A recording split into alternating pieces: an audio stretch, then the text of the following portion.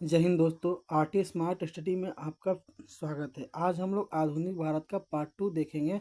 जहां आप part one में 5 चैप्टर कंप्लीट किए थे। 5 चैप्टर तक आज हम लोग गवर्नर जनरल को कंप्लीट करेंगे। गवर्नर जनरल, तो चलिए ज़्यादा समय ना गवाते हुए हम लोग स्टार्ट करते हैं। तो हमारा गला थोड़ा फंस गया है, इसलिए थोड़ा ध्यान दीजिएगा। यहाँ यहाँ तक हो गया था। आज हम लोग को 42 नंबर टॉपिक जो है कंपनी के अधीन गवर्नर जनरल, इसको हम लोग आज कंप्लीट करते हैं। तो चलिए ज़्यादा समय ना गवाते हुए हम लोग अपने प्रश्नों को देखते हैं। तो बंगाल के गवर्नर, सबसे पहले बंगाल के गवर्नर थे, तो एक बार देख लेते हैं। सबसे पहले जो बंगाल के गवर्नर थे, देखिए ध्यान से समझिएगा। तो सबसे पहले बंगाल के गवर्नर आते हैं। कौन आते हैं?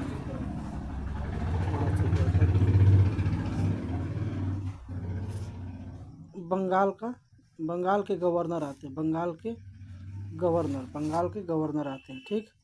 उसके बाद आते हैं बंगाल के गवर्नर जनरल। उसके बाद बंगाल के गवर्नर जनरल आते हैं। Governor general. उसके बाद भारत का गवर्नर जनरल आते हैं। भारत के गवर्नर जनरल आते हैं। ठीक ना। भारत के गवर्नर जनरल आते हैं। और उसके बाद भारत के वायसराय आते हैं। कौन आते हैं? भारत के वायसराय आते हैं। तो ये आप लोग ध्यान में रखिएगा। सबसे पहले बंगाल के गवर्नर, उसके बाद बंगाल के गवर्नर जनरल, पहले बंगाल के गवर्नर, उसके बाद बंगाल के गवर्नर जनरल, उसके बाद भारत का गवर्नर, उसके बाद भारत का वायसराय आते हैं। तो ये 4 चीज़ को आप लोग याद रखिएगा। जो बंगाल का गवर्नर है, बंगाल का जो गवर्नर है 1757 से 1773 तक रहता है। 1757 से 1773 तक रहते हैं। उसके बाद 1773 में बंगाल के गवर्नर का नाम बदल के बंगाल का गवर्नर जनरल हो जाता है।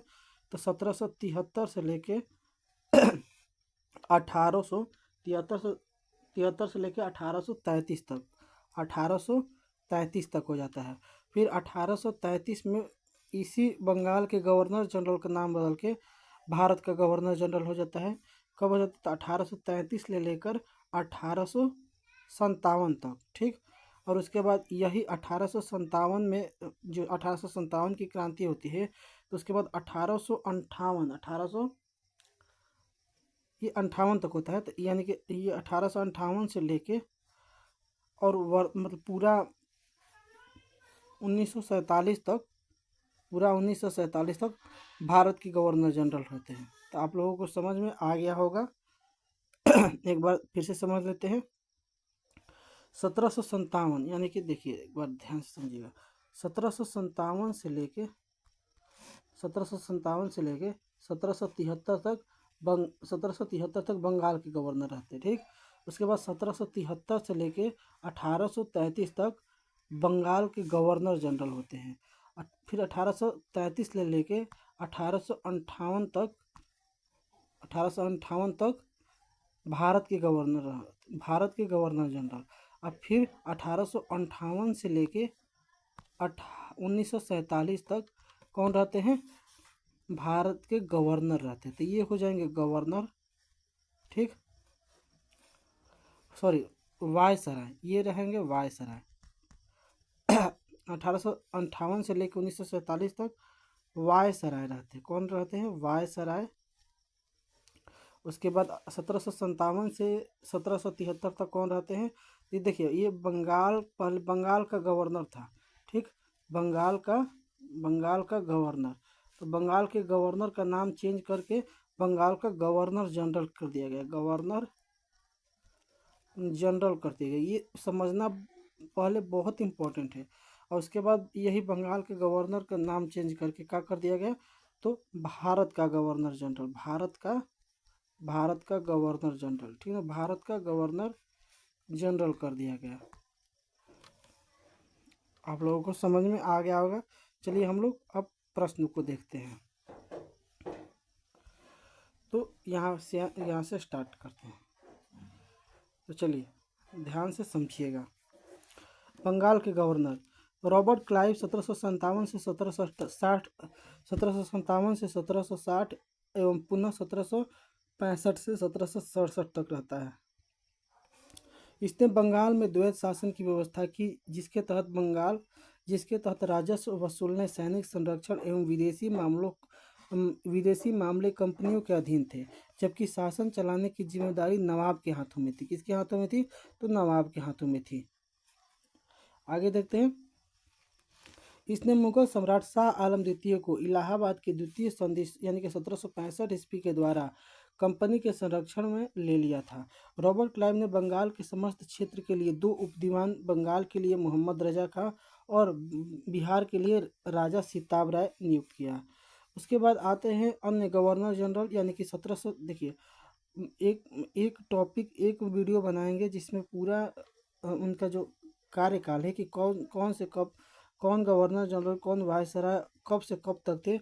अगर वो याद रहेगा तो उनके शासनकाल के अंतर्गत कौन कौन सी घटना घटी है वो आप लोग बता सकते हैं। कि जैसे कि 1829 में सती प्रथा समाप्त होता था। 1829 में कौन थे तो आप लोग को कैसे पता चलेगा? तो बेंटिक थे, ठीक ना। तो बेंटिक का कार्यकाल अगर पता रहेगा तो उसके अंदर जो भी घटना घटा होगा वो बता सकते हैं ना कि ये बेंटिक के काल में है। तो वही बोल रहे हैं हम। तो अन्य गवर्नर जो हैं 1767 से 69 तक के, और उसके बाद मतलब बड़े लास्ट आते हैं। उसके बाद कर्टियर आते हैं 69 से 72 तक, और वारेन हेस्टिंग 72 से फिर 74 तक आते हैं। तो कंपनी के अधीन गवर्नर जनरल रेगुलेटिंग एक्ट 1773 के अनुसार बंगाल के गवर्नर को अब अंग्रेजी क्षेत्र का गवर्नर जनरल कहा जाने लगा, जिसका कार्यकाल 5 वर्षों का निर्धारित किया गया था। मद्रास एवं बम्बई के गवर्नर को इसके अधीन कर दिया गया। इस प्रकार भारत में कंपनी के अधीन प्रथम गवर्नर जनरल वारेन हेस्टिंग थे। प्रथम गवर्नर जनरल वारेन हेस्टिंग थे। 1774 से 85 तक हुए। वारेन हेस्टिंग जो थे 1750 में कंपनी के एक क्लर्क के रूप में कलकत्ता आया था और अपनी कार्यकुशलता के कारण कासिम बाजार का अध्यक्ष बना, फिर बंगाल का गवर्नर बना एवं कंपनी का गवर्नर जनरल बना, ठीक ना, याद रखिएगा। तो वारेन हेस्टिंग से संबंधित जो भी घटना है उसको देख लेते हैं। तो वारेन हेस्टिंग कब से कब तक? तो 1774 से 1785 ये बंगाल का गवर्नर जनरल है। इसने राजकीय कोषागार को मुर्शिदाबाद से हटाकर कलकत्ता लाया। 1772 ईस्वी में इसने प्रत्येक जिले में एक फौजदारी तथा दीवानी अदालतों की स्थापना की। 1772 में फौजदारी एवं दीवानी अदालतों की स्थापना किसने की? तो वारेन हेस्टिंग ने। इसने 1781 में कलकत्ता में मुस्लिम शिक्षा के विकास के लिए प्रथम मदरसा की स्थापना की। तो प्रश्न पूछेगा कि प्रथम मदरसा की स्थापना कब हुई? 1781 ईस्वी में। अच्छा, मदरसा किस लिए? तो मुस्लिम शिक्षा के लिए। और किसी शासनकाल में? वारेन हेस्टिंग के शासनकाल में। और कहाँ की गई? तो कलकत्ता में की गई। ये सारे प्रश्न पूछ सकता है एक ही क्वेश्चन में। इसके समय 1782 में जोनाथन डंकन ने बनारस में संस्कृत विद्यालय की स्थापना की। तो यहाँ पर तो पहला प्रश्न बन जाता है कि बनारस में संस्कृत विद्यालय की स्थापना किसने की और कब की? तो जोनाथन डंकन ने की 1782 ईस्वी में। अब ये प्रश्न पूछेगा कि बताइए कि बनारस में संस्कृत विद्यालय की स्थापना किसके समय हुई? तो वारेन हेस्टिंग के समय हुई। वारेन हेस्टिंग अगर डेट दे दिया तो इससे तो पता चल जाएगा, अगर डेट नहीं देगा तो वहाँ पर आप फंस जाइएगा। यानी कि बनारस में संस्कृत विद्यालय की स्थापना आप लोगों को पता रहेगा कि 1782 में है, तभी आप लोग बता सकते हैं कि यह वारेन हेस्टिंग के शासनकाल में हुआ है। समझ में आ रहा है? तब बनारस में संस्कृत विद्यालय की स्थापना कब हुई? 1782 में। किसने की? जोनाथन डंकन ने की। चलिए आगे देखते हैं। गीता जो है, गीता के अंग्रेजी अनुवादक विलियम विल्किंस थे। कौन थे? विलियम विल्किंस को हेस्टिंग ने आश्रय दिया था। इसी के समय में सर विलियम जोन्स ने 1784 ईस्वी में the Asiatic Society of Bengal की स्थापना की। तो the Asiatic Society of Bengal की स्थापना किसने की? तो सर विलियम जोन्स ने की। सर विलियम जोन्स ने की। सर विलियम जोन्स ने की। याद रखें, सर विलियम जोन्स ने की। अब 1784 में the Asiatic Society of Bengal की स्थापना की। इसने मुगल सम्राट को मिलने वाला 26 लाख रुपए की वार्षिक पेंशन बंद करवा दिया। जो भी मुगल सम्राट थे, मुगल सम्राट जो थे ना, उनको मिलने वाला जो पेंशन था उसको किसने बंद करवा दिया? अगर पूछेगा कि मुगल सम्राट को मिलने वाला 26 लाख रुपए की वार्षिक पेंशन किसने बंद करा दिया, तो वारेन हेस्टिंग्स ने बंद करा दिया। वारेन हेस्टिंग्स ने बंद करा दिया। इसी के समय में 1780 ईस्वी में भारत का पहला समाचार पत्र द बंगाल गजट प्रकाशन हुआ, जिसके किसने किया? जेम्स ऑगस्टस हिक्की ने। तो सबसे पहला प्रश्न ये पूछेगा कि बताइए कि सबसे पहला समाचार पत्र कौन है? तो द बंगाल गजट। ठीक, द बंगाल गजट है। अच्छा, बंगाल गजट या बंगाल गजट का प्रकाशन किसने किया? जेम्स ऑगस्टस हिक्की ने किया। अगर अगला प्रश्न पूछेगा कि बंगाल गजट का भाई प्रकाशन कब हुआ, तो 1780 में हुआ। अगला प्रश्न पूछ सकता है कि बंगाल विभाजन किसके समय हुआ था, तो वारेन हेस्टिंग के समय हुआ था। समझ में आ रहा है कैसा कैसा प्रश्न पूछेगा ये। इसी के समय रेगुलेटिंग एक्ट के तहत 1774 में कलकत्ता में एक उच्च न्यायालय की स्थापना की गई, जिसका अधिकार क्षेत्र कलकत्ता तक था। कलकत्ता से बाहर के मुकदमा तभी सुना जाता था जब दोनों पक्ष सहमत हो। इसने बंगाली ब्राह्मण नंद कुमार पर झूठा आरोप लगाकर न्यायालय में फांसी की सजा दिलवा दी थी। किसने? तो वारेन हेस्टिंग ने दिलवा दी थी। वारेन हेस्टिंग ने दिलवा दी थी।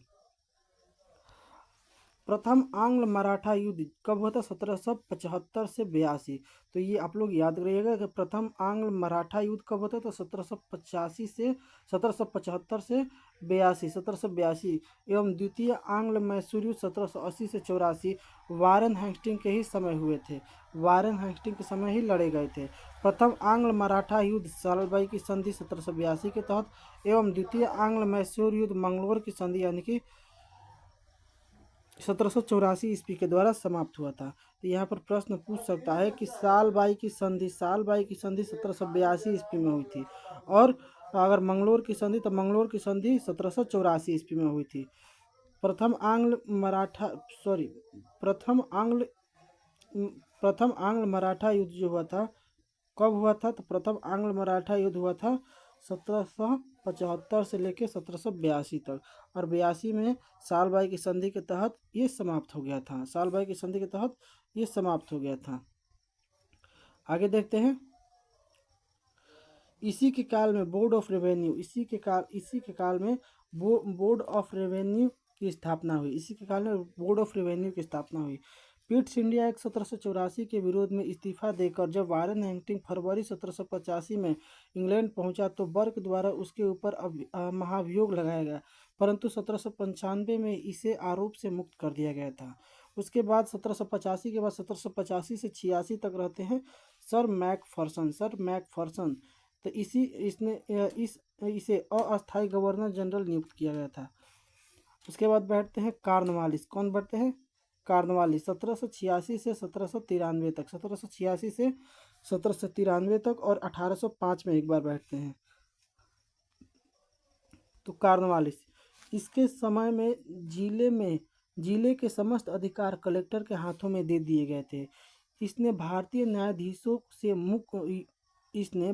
न्यायाधीशों से युक्त जिला फौजदारी अदालतों को समाप्त कर उसके स्थान पर 4 भ्रमण करने योग्य अदालतों, जिसमें 3 बंगाल के लिए और 1 बिहार के लिए नियुक्त की। कॉर्नवालिस ने 1793 में प्रसिद्ध कॉर्नवालिस कोड का निर्माण करवाया, जो शक्तियों के पृथकीकरण सिद्धांत पर आधारित था। पुलिस कर्मचारियों के वेतन में वृद्धि के साथ ही ग्रामीण क्षेत्रों में पुलिस अधिकार प्राप्त जमींदारों को इस अधिकार से वंचित कर दिया। कंपनी के कर्मचारियों के व्यक्तिगत व्यापार पर प्रतिबंध लगा दिया और जिला में पुलिस थाना की स्थापना की और एक दारोगा को इसका इंचार्ज बनाया।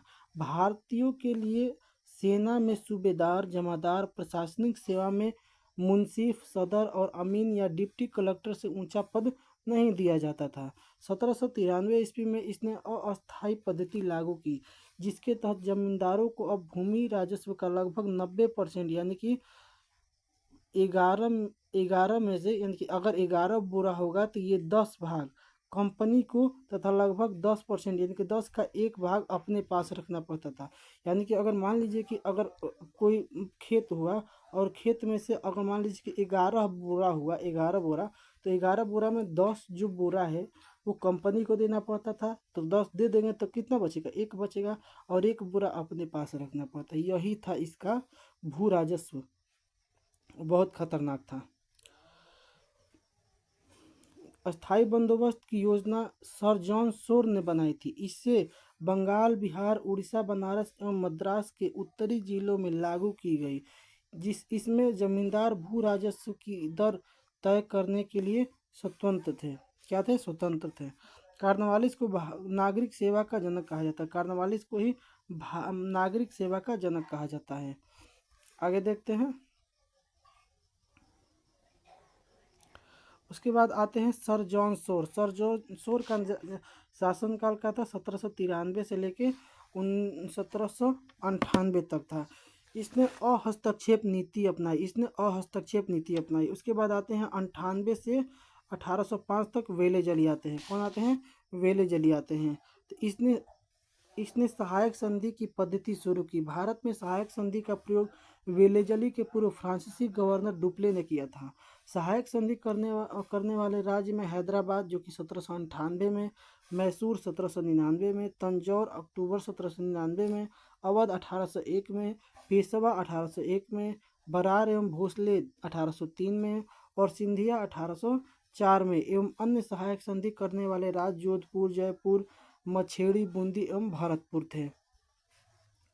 इसी के समय टीपू सुल्तान चौथे आंग्ल मैसूर 1799 में मारा गया था।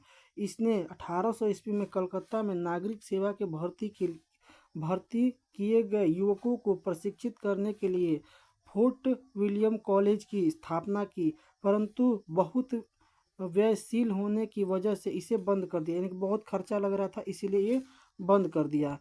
प्रशिक्षण के महत्व को समझाते हुए 1806 में इंग्लैंड के हेलीबरी ईस्ट कॉलेज में नागरिक सेवा के भर्ती के लिए युवकों के प्रशिक्षण को पुनः प्रारंभ किया गया था। ठीक ना? यह स्वयं को बंगाल का शेर कहता था। कौन कहता था? तो वेले जली कहता था। कौन? वेले जली अपने को बंगाल का शेर कहता था। कार्नवालिस का 1805 में दूसरा कार्यकाल शुरू हुआ, परंतु शीघ्र ही इसकी मृत्यु हो गई। उसके बाद बैठते हैं सर जॉर्ज वारलो। कौन बैठते हैं? सर जॉर्ज वारलो बैठते हैं 1805 से 1807 तक। 1806 ईस्वी में वेल्लोर में हुई सिपाही विद्रोह इसके ही शासनकाल की महत्वपूर्ण घटना थी। तो पूछेगा कि वेल्लोर में हुई सिपाही विद्रोह कब हुआ था? तो 1806 में। और किसके शासनकाल में? जॉर्ज वारलो के शासनकाल में हुआ था। उसके बाद अगला बैठते हैं लॉर्ड मिंटो बैठते हैं 1807 से 1813 तक। इसके काल में रणजीत सिंह एवं अंग्रेजों के बीच 25 अप्रैल 1809 ईस्वी को ही अमृतसर की संधि हुई, जो कि किसके मध्यस्थता में हुई थी? चार्ल्स मेटकॉफ की अध्यक्षता में। इसी के समय चार्टर एक्ट 1813 पारित किया गया था। उसके बाद बैठते हैं लॉर्ड हैंस्टिंग्स 1813 से 1823 तक। इसी के समय आंग्ल नेपाल युद्ध 1814 से 16।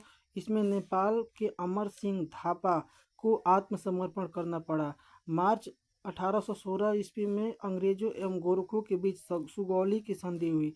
सुगौली की संधि द्वारा आंग्ल नेपाल युद्ध का अंत हुआ। इसी के समय पिंडारियों का दमन कर दिया गया। पिंडारियों के प्रमुख नेता में वासिफ मोहम्मद चीतू एवं करीम खां थे। आगे देखते हैं। इसने मराठों की शक्ति को अंतिम रूप से नष्ट कर दिया। इसने प्रेस पर लगे प्रतिबंधों को समाप्त कर प्रेस के मार्गदर्शन के लिए एक नियम बनाया। इसी के समय 1822 में टेनेंसी एक्ट या काश्तकारी अधिनियम लागू किया गया था। इसके बाद 1823 में बैठता है 1828 तक लॉर्ड लॉर्ड एमहर्स्ट। इसके समय प्रथम आंग्ल बर्मा युद्ध हुआ जो कि 1824 ले लेकर 1826 तक चला था। 1826 में बर्मा एवं अंग्रेजों के बीच यांडबू की संधि हुई जो कि 1826 ईस्वी में हुई थी। 1824 में बैरकपुर का सैन्य विद्रोह इसी के समय एक महत्वपूर्ण घटना थी। आगे देखते हैं। उसके बाद आते हैं लॉर्ड विलियम बेंटिक जो कि 1828 से 1835 तक रहते हैं। तो 1803 में यह मद्रास का गवर्नर था। मद्रास का गवर्नर इसी के समय 1806 में माथे पर जातीय चिन्ह न लगाने तथा कानों में बालियां न पहनने देने पर वेल्लोर के सैनिकों ने विद्रोह कर दिया था। 1833 में चार्टर एक्ट द्वारा बंगाल के गवर्नर को भारत का गवर्नर जनरल बना दिया। इसी के समय भारत का पहला governor general Lord William Bentinck बना। आगे देखते हैं। राजा राम मोहन राय के सहयोग से बेंटिक ने 1829 ईस्वी में सती प्रथा को समाप्त कर दिया। बेंटिक ने इस प्रथा के खिलाफ कानून बनाकर 1829 में धारा 17 द्वारा विधवाओं के सती होने को अवैध घोषित कर दिया। अकबर और मराठा पेशवाओं ने भी सती प्रथा पर रोक लगाने का प्रयास किया था। बेंटिक ने कर्नल स्लीमैन की सहायता से 1830 में ठगी प्रथा को समाप्त किया और सती प्रथा ठगी प्रथा ये दोनों कौन समाप्त किए थे? विलियम बेंटिक समाप्त किए थे। 1835 में बेंटिक ने कलकत्ता मेडिकल कॉलेज की स्थापना की। तो कलकत्ता मेडिकल कॉलेज की स्थापना कब हुई? तो 1835 में हुई। इसी के समय मैकाले की अनुशंसा पर अंग्रेजी को शिक्षा के माध्यम बनाया गया। मैकाले द्वारा कानून का वर्गीकरण भी किया गया। बेंटिक ने 1831 में मैसूर तथा 1834 में कुर्ग एवं मध्य कचेर को हड़प लिया था। इसने भारतीयों को उत्तरदायी पदों पर नियुक्त किया। इसने शिशु बालिका की हत्या पर भी प्रतिबंध लगाया था। William Bentinck. आगे देखते हैं। मेटकॉफ जो कि 1835 से 1836 तक रहता है, 1 साल रहता है। इसने अपने 1 वर्ष के कार्यकाल में प्रेस पर नियंत्रण हटाया, इसीलिए इसे भारतीय प्रेस का मुक्तिदाता कहा जाता है। उसके बाद आता है ऑकलैंड। इसके समय सबसे महत्वपूर्ण घटना प्रथम आंग्ल अफगान युद्ध 1839 से 42 तक घटी थी। 1839 में इसने कलकत्ता में दिल्ली तक ग्रैंड ट्रंक रोड की मरम्मत कराई थी, जो कि यही ग्रैंड ट्रंक रोड है जिसकी शेर शाह सूरी ने स्थापना की थी। शेर शाह सूरी शुरू किया था। शेर शाह सूरी। इसी के समय भारतीय विद्यार्थियों को डॉक्टरी की शिक्षा हेतु विदेश जाने की अनुमति ब्रिटिश संसद में प्रदान की गई थी। आगे देख। उसके बाद अगला बैठते हैं लॉर्ड एलेनबरो 1842 से 1844 तक। प्रथम आंग्ल अफगान युद्ध समाप्त हुआ था इसी के समय। कब? एलेनबरो के समय। सिंध को अगस्त 1843 में पूर्ण रूप से ब्रिटिश साम्राज्य में मिला लिया गया। दास प्रथा का उन्मूलन इसी के समय हुआ था 1843 ईस्वी में। रविवार की छुट्टी की शुरुआत 1843 ईस्वी में इसी के समय हुई थी। किसके? एलेनबरो के समय में रविवार की छुट्टी की शुरुआत हुई थी। उसके बाद आता है हॉर्डिंग 1844 से 1848 तक। इसके शासनकाल की महत्वपूर्ण घटना प्रथम आंग्ल सिख युद्ध 1845-46। इसमें अंग्रेज विजयी हुए थे। इसने नर बलि प्रथा पर प्रतिबंध लगाया था। उसके बाद आता है डलहौजी। द्वितीय आंग्ल सिख युद्ध 1848 से 49 तक पंजाब के ब्रिटिश शासन में विलय 1849 में हो जाता है। जगत प्रसिद्ध सिख राज्य का प्रसिद्ध हीरा कोहिनूर महारानी विक्टोरिया को भेज दिया गया। द्वितीय आंग्ल बर्मा युद्ध और सन 1852 में लोअर बर्मा एवं पीगू को अंग्रेजी राज्य में मिला लिया गया। डलहौजी ने सिक्किम पर 2 अंग्रेजी डॉक्टरों के साथ दुर्व्यवहार का आरोप लगाकर 1850 में उसके पद 1850 ईस्वी में उस पर अधिकार। अच्छा देखिए डलहौजी ने सिक्किम पर 2 अंग्रेज डॉक्टरों के साथ दुर्व्यवहार का आरोप लगाकर सन 1850 में उस पर अधिकार कर लिया गया। 1852 ईस्वी में एक इनाम कमीशन की स्थापना की गई। इसका उद्देश्य भूमिकर रहित जागीरों का पता करके उन्हें छीनना था कि अगर उनका कोई वारिस नहीं है तो उन्हें ब्रिटिश राज्य में मिला लिया जाएगा। डलहौजी का शासनकाल उसके व्यक्तिगत सिद्धांत यानी कि डॉक्ट्रिन ऑफ लैप्स के कारण अधिक याद किया जाता है। इस नीति के तहत अंग्रेजी साम्राज्य में विलय किए गए राज्य थे सर्वप्रथम सतारा थे 1848 ईस्वी में, जैतपुर जो कि बुंदेलखंड और संभलपुर जो कि उड़ीसा में 1829 ईस्वी में, बघाट जो कि हिमाचल प्रदेश में 1850 में, उदयपुर जो कि मध्य प्रदेश में 1852 में, झांसी को 1853 में और नागपुर को 1854 में मिला लिया गया था, यानी कि हड़प नीति के तहत मिला लिया गया था। उसके बाद सन 1856 ईस्वी में अवध को कुशासन का आरोप लगाकर अंग्रेजी राज्य में मिला लिया गया था। उस समय अवध का नवाब वाजिद अली शाह था। सन 1856 ईस्वी में इसने तोपखाने का मुख्यालय कलकत्ता से मेरठ स्थानांतरित किया और सेना का मुख्यालय शिमला में स्थापित किया। शिक्षा संबंधी सुधारों में डलहौजी ने सन 1854 में वुड डिस्पैच को लागू किया। इसके अनुसार जिलों में एंग्लो वर्नाक्युलर स्कूल, प्रमुख नगरों में सरकारी कॉलेज। 1857 ईस्वी में 3 प्रेसिडेंसी कलकत्ता, मद्रास एवं बम्बई में एक एक विश्वविद्यालय स्थापित किए और साथ ही प्रत्येक प्रदेश में एक शिक्षा निर्देशक नियुक्त किया गया। डलहौजी को भारत में रेलवे का जनक माना जाता है। डलहौजी को भारत में रेलवे का जनक माना जाता है। इसी के समय भारत में पहली बार 16 अप्रैल 1853 को बम्बई से थाने के बीच 34 किलोमीटर में प्रथम रेल चलाई गई थी। सन 1854 में नया पोस्ट ऑफिस एक्ट पारित किया गया और भारत में पहली बार डाक टिकट प्रचलन प्रारंभ हुआ। इसने पृथक रूप से भारत में पहली बार सार्वजनिक निर्माण विभाग की स्थापना की। किसने? डलहौजी ने। सन 1854 में एक स्वतंत्र विभाग के रूप में लोक सेवा विभाग की स्थापना की। इसी के समय 1853 में कलकत्ता एवं आगरा के बीच पहली बार बिजली से संचालित तार सेवा शुरू की गई थी। इसने शिमला को ग्रीष्मकालीन राजधानी बनाया। डलहौजी ने शिमला को ग्रीष्मकालीन राजधानी बनाया।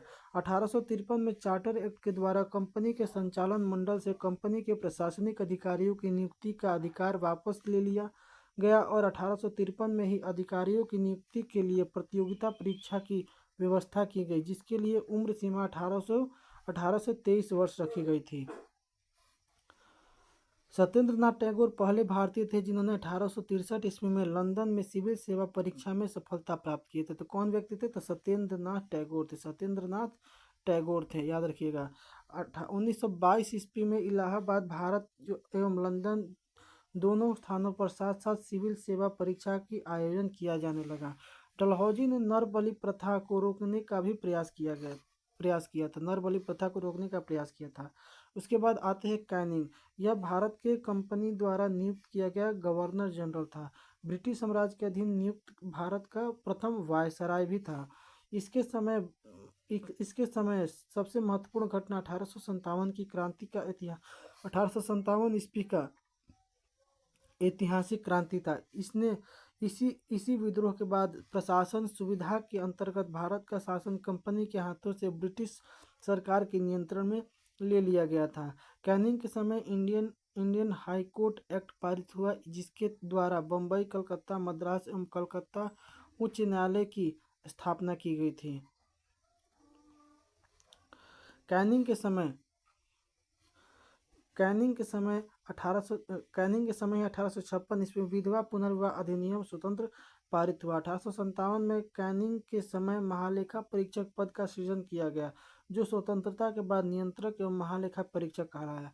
भारत शासन अधिनियम 1858 के तहत मुगल सम्राट के पद को समाप्त कर दिया गया और मैकाले द्वारा प्रारूपित दंड संहिता 1858 में कानून बना दिया गया तथा 1859 ईस्वी में अपराध विधान संहिता लागू की गई। आगे देखते हैं व्यक्तिगत सिद्धांत यानी राज्य की नीति की। इसने कैनिंग जो था व्यक्तिगत सिद्धांत यानी कि राज्य विलय नीति को समाप्त कर दिया। 1861 में इंडियन काउंसिल एक्ट पारित हुआ और पोर्टफोलियो प्रणाली लागू की पोर्टफोलियो प्रणाली लागू की गई थी। कब? 1861 ईस्वी में। उसके बाद आता है एल्गिन, जो कि 1862 से 63 एक साल था। इसने बहावी आंदोलन का दमन किया। 1863 में धर्मशाला में हिमाचल प्रदेश में इसकी मृत्यु हो गई थी। उसके बाद आता है लॉरेंस। उसके बाद आते हैं लॉरेंस आते हैं 1865 ईस्वी में भूटान में ब्रिटिश साम्राज्य पर आक्रमण किया। अफगानिस्तान के संबंध में इसने हस्तक्षेप की नीति अपनाई, जिसे शानदार निष्क्रियता नाम दिया गया था। शानदार निष्क्रियता की नीति किसने अपनाई थी? तो लॉरेंस ने बहुत इंपॉर्टेंट हो जाता है। इसी के समय उड़ीसा में सन 1866 में तथा बुंदेलखंड एवं राजपूताना में 1868 से 69 में भीषण अकाल पड़ा। इसने हेनरी कैंपबेल के नेतृत्व में एक अकाल आयोग का गठन किया। किसने? लॉरेंस ने अकाल आयोग का गठन किया। सन 1865 ईस्वी में इसके द्वारा भारत एवं यूरोप के बीच प्रथम समुद्री टेलीग्राफ सेवा शुरू की। तो भारत एवं यूरोप के बीच प्रथम समुद्री टेलीग्राफ सेवा कब शुरू की गई थी? तो 1865 में। और किसके समय? लॉरेंस के समय। किसके समय? लॉरेंस के समय। याद रहेगा, लॉरेंस के समय। मेयो, उसके बाद बैठते हैं मेयो 1869 से 72। मेयो के सबसे जनगणना से संबंधित इसके लिए जाना जाता है इसको। तब लॉर्ड मेयो ने अजमेर में 1872 में मेयो कॉलेज की स्थापना करता है और इसने 1872 ईस्वी में कृषि विभाग की भी स्थापना करता है। और एक अफगान ने 1872 में चाकू मारकर इसकी हत्या कर देता है। क्या मारकर? चाकू मारकर इसकी हत्या कर देता है।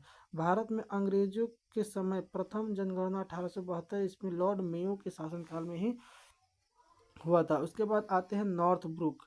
1872 से 1876 तक। इसके समय में बंगाल में भयानक अकाल पड़ा। इसने बड़ौदा के मल्हार राव गायकवाड़ को भ्रष्टाचार के आरोप में पदच्युत यानी कि उनके पद से हटा दिया गया और मद्रास भेज दिया गया। लॉर्ड नॉर्थब्रुक ने यह घोषणा की कि मेरा उद्देश्य करों को हटाना तथा आवश्यक वैधानिक कार्रवाई को बंद करना है। पंजाब में प्रसिद्ध कूका आंदोलन इसी के समय हुआ था।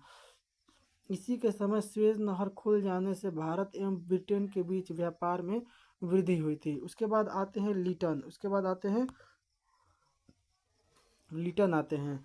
यह एक प्रसिद्ध उपन्यासकार, निबंध लेखक एवं साहित्यकार था। साहित्यकाश में इसे ओवन मेरिडिथ के नाम से जाना जाता था। ओवन मेरिडिथ के नाम से जाना जाता था। इसके समय बम्बई, मद्रास, हैदराबाद, पंजाब, मध्य भारत आदि में भयानक अकाल पड़ा। लिटन ने रिचर्ड स्टेची की अध्यक्षता में एक अकाल आयोग की स्थापना की।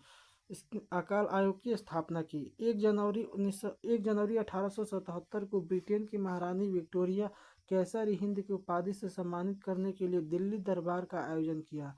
1878 ईस्वी में आर्म्स एक्ट पारित किया गया, जिसके जरिए भारतीयों द्वारा अपने पास हथियार रखने का अधिकार छीन लिया गया। मार्च 1878 में लिटन ने भारतीय समाचार पत्र अधिनियम वर्नाक्यूलर प्रेस एक्ट पर पारित कर भारतीय समाचार पत्रों पर कठोर प्रतिबंध लगा दिया, विशेषकर राष्ट्रवादी समाचार पत्र सोम प्रकाश पर प्रतिबंध करने के लिए। इस कानून में प्रावधान था कि अगर किसी अखबार में कोई आपत्तिजनक चीज छपती है तो सरकार उसकी प्रिंटिंग प्रेस सहित सारी संपत्ति जब्त कर सकती है। यह किसने किया था? तो ये लिटन ने शुरू किया था। पायनियर अखबार ने वर्नाक्यूलर प्रेस एक्ट 1878 का समर्थन किया था। पायनियर ने समर्थन किया था इसका। आगे देखते हैं। इसी के समय में सन 1878 में भारतीय सशस्त्र अधिनियम पारित हुए, जिसके तहत शस्त्र रखने एवं व्यापार करने के लिए लाइसेंस को अनिवार्य बना दिया गया। इसने सिविल सेवा परीक्षा की प्रवेश आयु सीमा घटाकर 19 वर्ष कर दी थी। लिटन ने अलीगढ़ में एक मुस्लिम एंग्लो प्राच्य महाविद्यालय की स्थापना की थी। लॉर्ड उसके बाद आते हैं रिपन आते हैं। लॉर्ड रिपन 1880 से 1884 तक। रिपन ने सर्वप्रथम समाचार पत्रों की स्वतंत्रता को बहाल करने हेतु सन 1882 में वर्नाक्युलर प्रेस एक्ट समाप्त कर दिया गया। तो लिटन ने लगाया था और रिपन ने समाप्त कर दिया गया। इसने सिविल सेवा की प्रवेश की आयु भी 19 वर्ष से बढ़ाकर 21 वर्ष कर दिया। इसने स्थायी स्वशासन की शुरुआत की रिपन ने। इसके समय में भारत में सन 1881 में सर्वप्रथम नियमित जनगणना करवाई। तब से लेकर अब तक प्रत्येक 10 वर्षों के अंतराल पर जनगणना की जाती है। भारत में पहली बार जनगणना 1872 में हुई थी, मेयो के शासनकाल में। रिपन के द्वारा सन 1881 में प्रथम कारखाना अधिनियम लाया गया।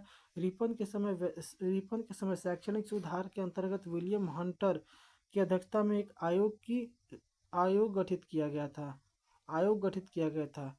इसके समय में यूरोपियों के विरुद्ध भारतीय न्यायाधीशों द्वारा मुकदमे की सुनवाई के लिए इल्बर्ट विधेयक प्रस्तुत किया गया, लेकिन यूरोपवासियों के प्रबल विरोध के कारण इसे वापस लेना पड़ा। अंग्रेजों द्वारा इस विधेयक के विरोध में किए विद्रोह को श्वेत विद्रोह के नाम से जाना जाता है। फ्लोरेंस नाइटिंगेल ने रिपन को भारत के उद्धारक की संज्ञा दी है। उसके बाद आते हैं डफरिन। इसके समय तृतीय आंग्ल बर्मा युद्ध 1885 हुआ, 85 से 88 ईस्वी में हुआ और बर्मा का अंतिम रूप से अंग्रेजी राज में मिला लिया गया। यही बर्मा है जो अभी म्यांमार कहलाता है। क्या कहलाता है? म्यांमार कहलाता है। इसी के समय Bengal tenancy act, Awadh tenancy act एवं पंजाब टेनेंसी एक्ट पारित हुआ। किसके समय? डफरिन के समय। इसके समय सबसे महत्वपूर्ण घटना 28 दिसंबर 1885 को बम्बई में A.O. ह्यूम के नेतृत्व में भारतीय राष्ट्रीय कांग्रेस की स्थापना इसी के समय हुआ था, डफरिन के समय हुआ था। उसके बाद आते हैं लैंसडाउन 1888 से लेकर 1894 तक। भारत और अफगानिस्तान के मध्य सीमा रेखा डुरंड रेखा का निर्धारण इसी के समय हुआ था। 1891 में दूसरा कारखाना अधिनियम लाया गया। इसमें स्त्रियों के 11 घंटे प्रतिदिन से अधिक काम करने पर प्रतिबंध लगाया गया। साथ ही सप्ताह में एक दिन की छुट्टी की व्यवस्था की गई। कौन करता है? लैंसडाउन करते हैं। और रविवार की छुट्टी 1843 में की गई थी, एलनबरो के शासनकाल में। उसके बाद आता है लॉर्ड एल्गिन 1894 से 1899। भारत को तलवार के बल पर विजित किया गया और तलवार के बल पर ही इसकी रक्षा की जाएगी। यह कथन किसका है? डॉक्टर लॉर्ड एल्गिन द्वितीय का है। 1895 से 1898 के मध्य उत्तर प्रदेश, बिहार, पंजाब एवं मध्य प्रदेश में भयंकर अकाल पड़ा था। क्या पड़ा था? भयंकर अकाल पड़ा था। उसके बाद आते हैं लॉर्ड कर्जन आते हैं 1899 से 1905 तक। कर्जन ने सन 1901 में सर कालिन स्कॉट मानक्रीफ की अध्यक्षता में एक सिंचाई आयोग की स्थापना की। 1902 में सर एंड्रूज फ्रेजर की अध्यक्षता में एक पुलिस आयोग एवं सर टॉमस रेले की अध्यक्षता में विश्वविद्यालय आयोग की स्थापना की। 1904 ईस्वी में भारतीय विश्वविद्यालय अधिनियम पारित किया गया था। तो 1904 में भारतीय विश्वविद्यालय अधिनियम पारित किया गया था। इसने सर एंटनी मैकडोनाल्ड की अध्यक्षता में एक अकाल आयोग की गठन किया। इसने बहुत ही इंपॉर्टेंट हुआ तो एंटनी मैकडोनाल्ड की अध्यक्षता में एक अकाल आयोग का गठन किया। इसने सैन्य अधिकारों के प्रशिक्षण के लिए क्वेटा में एक कॉलेज की स्थापना की। प्राचीन स्मारक परीक्षण अधिनियम 1904 के द्वारा कर्जन ने भारत में पहली बार ऐतिहासिक इमारतों की सुरक्षा मरम्मत और ध्यान दिया। इस कार्य के लिए कर्जन ने भारतीय पुरातत्व विभाग की स्थापना किया। इसी के कार्य के दौरान कलकत्ता में विक्टोरिया मेमोरियल हॉल का निर्माण किया गया। कर्जन ने भारत विरोधी कार्यों में सर्वाधिक महत्वपूर्ण कार्य 1905 का बंगाल का विभाजन था। उसके बाद आता है लॉर्ड मिंटो द्वितीय, जो कि 1905 से 1910 तक था। इसने भारत में आगा खां एवं सलीमुल्लाह खां के द्वारा ढाका में 1906 में मुस्लिम लीग की स्थापना की। 1907 में कांग्रेस के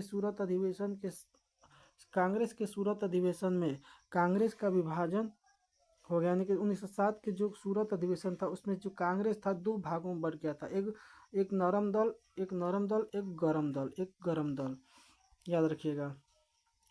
इसके शासनकाल में 1907 में ऑल एंड ऑल एंड रूसी प्रतिनिधिमंडलों के बीच बैठक हुई थी। मुसलमानों के लिए अलग निर्वाचन व्यवस्था मार्ले मिंटो सुधार अधिनियम 1909 के द्वारा पारित किया गया था। उसके बाद आते हैं लॉर्ड हॉर्डिंग द्वितीय, जो कि 1910 से 1916 तक हैं। इसके समय ब्रिटेन के राजा चार्ल्स पंचम भारत आए। 12 दिसंबर 1911 को दिल्ली में एक भव्य भव्य दरबार का आयोजन हुआ। यहाँ पर बंगाल विभाजन को रद्द करने की घोषणा की गई एवं भारत की राजधानी कलकत्ता से दिल्ली स्थानांतरित करने की घोषणा किया गया। 1912 में दिल्ली भारत की राजधानी बनी। 23 दिसंबर 1912 को लॉर्ड हॉर्डिंग पर दिल्ली में बम फेंका गया। इस कांड में भाई माल मुकुंद को फांसी की सजा दे दी गई थी। इसी के समय 28 जुलाई 1914 को प्रथम विश्व युद्ध प्रारंभ हुआ। इसी के शासनकाल में फिरोज शाह मेहता ने बॉम्बे क्रॉनिकल एवं शंकर गणेश विद्यार्थी ने प्रताप का प्रकाशन किया। 1916 में लॉर्ड हॉर्डिंग ने बनारस हिंदू विश्वविद्यालय के कुलपति नियुक्त किए गए। उसके बाद आते हैं लॉर्ड जेम्स फोर्ड 1916 से 1921 तक। कांग्रेस के लखनऊ अधिवेशन, जो कि 1916 में कांग्रेस का एक एकीकरण हुआ। मुस्लिम लीग के साथ समझौता हुआ। 1916 में पूना में महिला विश्वविद्यालय की स्थापना हुए और इसके काल में 1917 में शिक्षा पर सैडलर आयोग का गठन हुआ। तो 1917 में क्या हुआ, तो सैडलर आयोग का गठन हुआ, शिक्षा पर सैडलर आयोग का गठन किया गया। इसी के काल में 1919 में रॉलेट एक्ट पारित हुआ। इसी के काल में 13 नवंबर 1919 ईस्वी को जलियांवाला बाग हत्याकांड अमृतसर हुआ था। खिलाफत आंदोलन एवं गांधी जी का असहयोग आंदोलन इसी के समय प्रारंभ हुआ था। तृतीय अफगान युद्ध इसी के समय हुआ था, याद रखिएगा। और जो गांधी जी चंपारण सत्याग्रह किए थे इसी के शासनकाल में किए थे।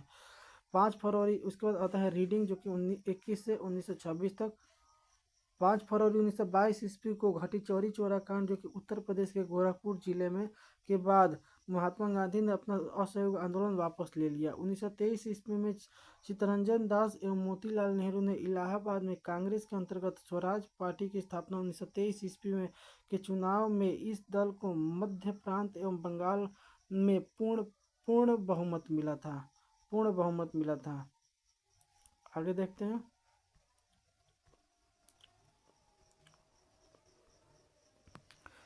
इसके काल में प्रिंस ऑफ वेल्स ने नवंबर 1921 ईस्वी में भारत की यात्रा की। इस दिन पूरे भारत में हड़ताल का आयोजन किया गया। 1921 ईस्वी में मोपला विद्रोह हुआ था। 1921 ईस्वी में एम.एन. रॉय द्वारा भारतीय कम्युनिस्ट पार्टी का गठन किया गया था। भारत ने 1922 ईस्वी में इलाहाबाद में सिविल सेवा परीक्षा की शुरुआत हुई।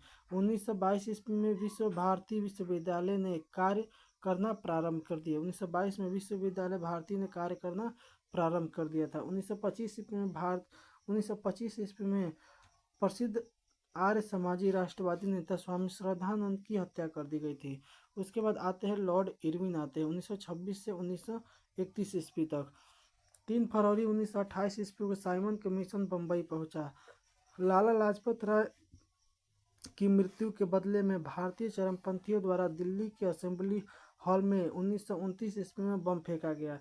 इसी के समय में लाहौर जेल के जतिन दास ने 13 जुलाई 1929 ईस्वी में भूख हड़ताल शुरू की और भूख हड़ताल के 64वें दिन 13 सितंबर 1929 ईस्वी को उनकी मृत्यु हो गई। भूख हड़ताल के कारण भारतीय एवं अंग्रेज कैदियों के बीच व्यवहार में किया जाने वाला भेदभाव था।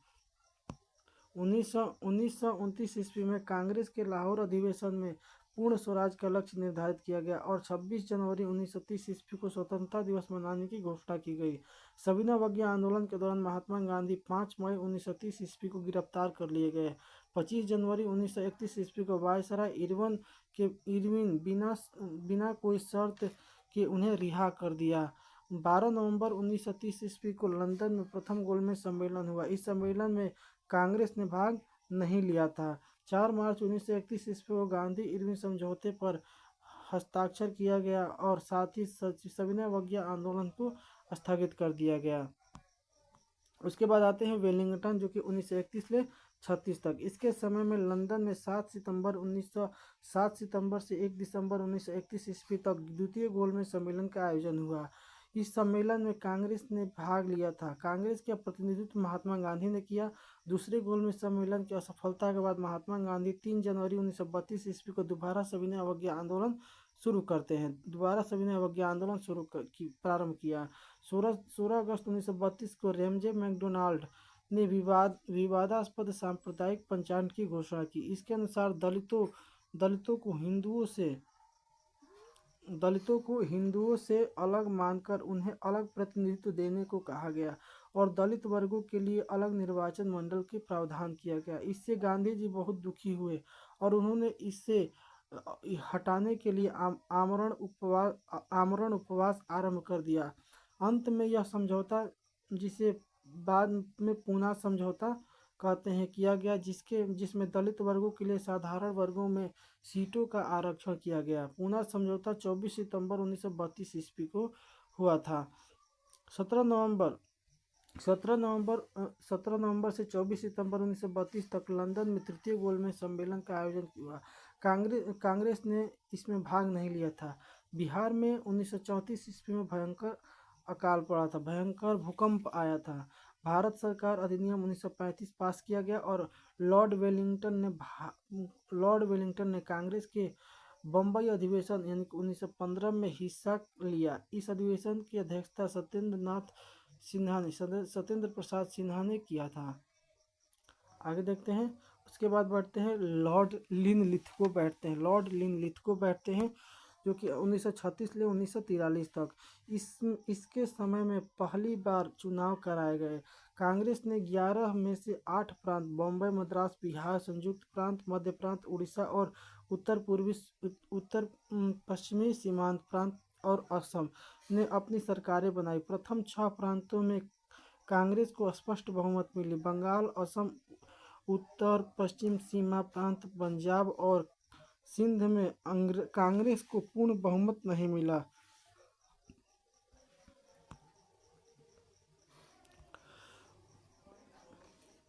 1 सितंबर 1939 ईस्वी को द्वितीय विश्व युद्ध प्रारंभ हुआ। ब्रिटिश सरकार ने बिना भारतीयों से पूछे भारत को भी युद्ध में झोंक दिया। कांग्रेस ने इसका विरोध करते हुए नारा दिया, न कोई भाई न कोई पाई, और इसने अपने द्वारा शासित प्रांतों के भी मंत्रिमंडलों से त्याग दे दिया। 1 मई 1939 को सुभाष चंद्र बोस ने फॉरवर्ड ब्लॉक नाम की एक नई पार्टी बनाई। 1940 ईस्वी में लीग के लाहौर अधिवेशन में पहली बार पाकिस्तान की मांग की गई। 8 अगस्त 1940 को अगस्त प्रस्ताव अंग्रेजों के द्वारा लाया गया। 1942 में क्रिप्स मिशन भारत आया। 9 अगस्त 1942 को कांग्रेस ने भारत छोड़ो आंदोलन प्रारंभ किया। 1943 ईस्वी में बंगाल में भयंकर अकाल पड़ा। उसके बाद बैठते हैं लॉर्ड वेवेल। शिमला समझौता 1945 ईस्वी में हुआ था और कैबिनेट मिशन 1946 में भारत आया था। इस मिशन के सदस्य थे Stafford Cripps, Pethick Lawrence, A B Alexander. 20 फरवरी 1947 को प्रधानमंत्री lord Clement Attlee Labour Party के ने हाउस ऑफ कॉमन में यह घोषणा की कि जून 1948 ईस्वी में तक प्रभु सत्ता भारतीयों को सौंप दी जाएगी। उसके बाद बैठते हैं लॉर्ड माउंटबेटन। मार्च 1947 से जून 1948 तक। सत्ता हस्ताक्षर के लिए 24 मार्च 1947 को भारत के गवर्नर जनरल लॉर्ड माउंटबेटन को बनाया गया। 3 जून 1947 को माउंटबेटन योजना घोषित। इसमें भारत विभाजन शामिल था। 4 जुलाई 1947 को ब्रिटिश संसद ने इटली द्वारा भारतीय स्वतंत्रता विधेयक प्रस्तुत किया, जिसे 18 जुलाई ईस्वी को स्वीकृति मिली। विधेयक के अनुसार भारत और पाकिस्तान 2 स्वतंत्र राष्ट्रों की घोषणा की गई। 15 अगस्त 1947 ईस्वी को भारत हमारा स्वतंत्र हो गया और स्वतंत्र भारत का प्रथम गवर्नर जनरल लॉर्ड माउंटबेटन हुए और वही स्वतंत्र भारत के प्रथम एवं अंतिम भारतीय गवर्नर जनरल चक्रवर्ती राजगोपालाचारी हुए। तो यहाँ पर हमारा ये गवर्नर जनरल खत्म होता है।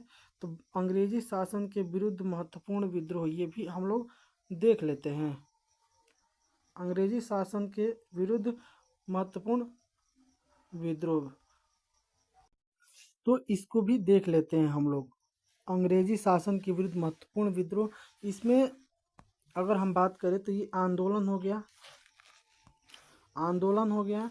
प्रभावी क्षेत्र किस क्षेत्र में हुआ है और इसके नेता या संबंधित और इसका नेतृत्व किसने किया था।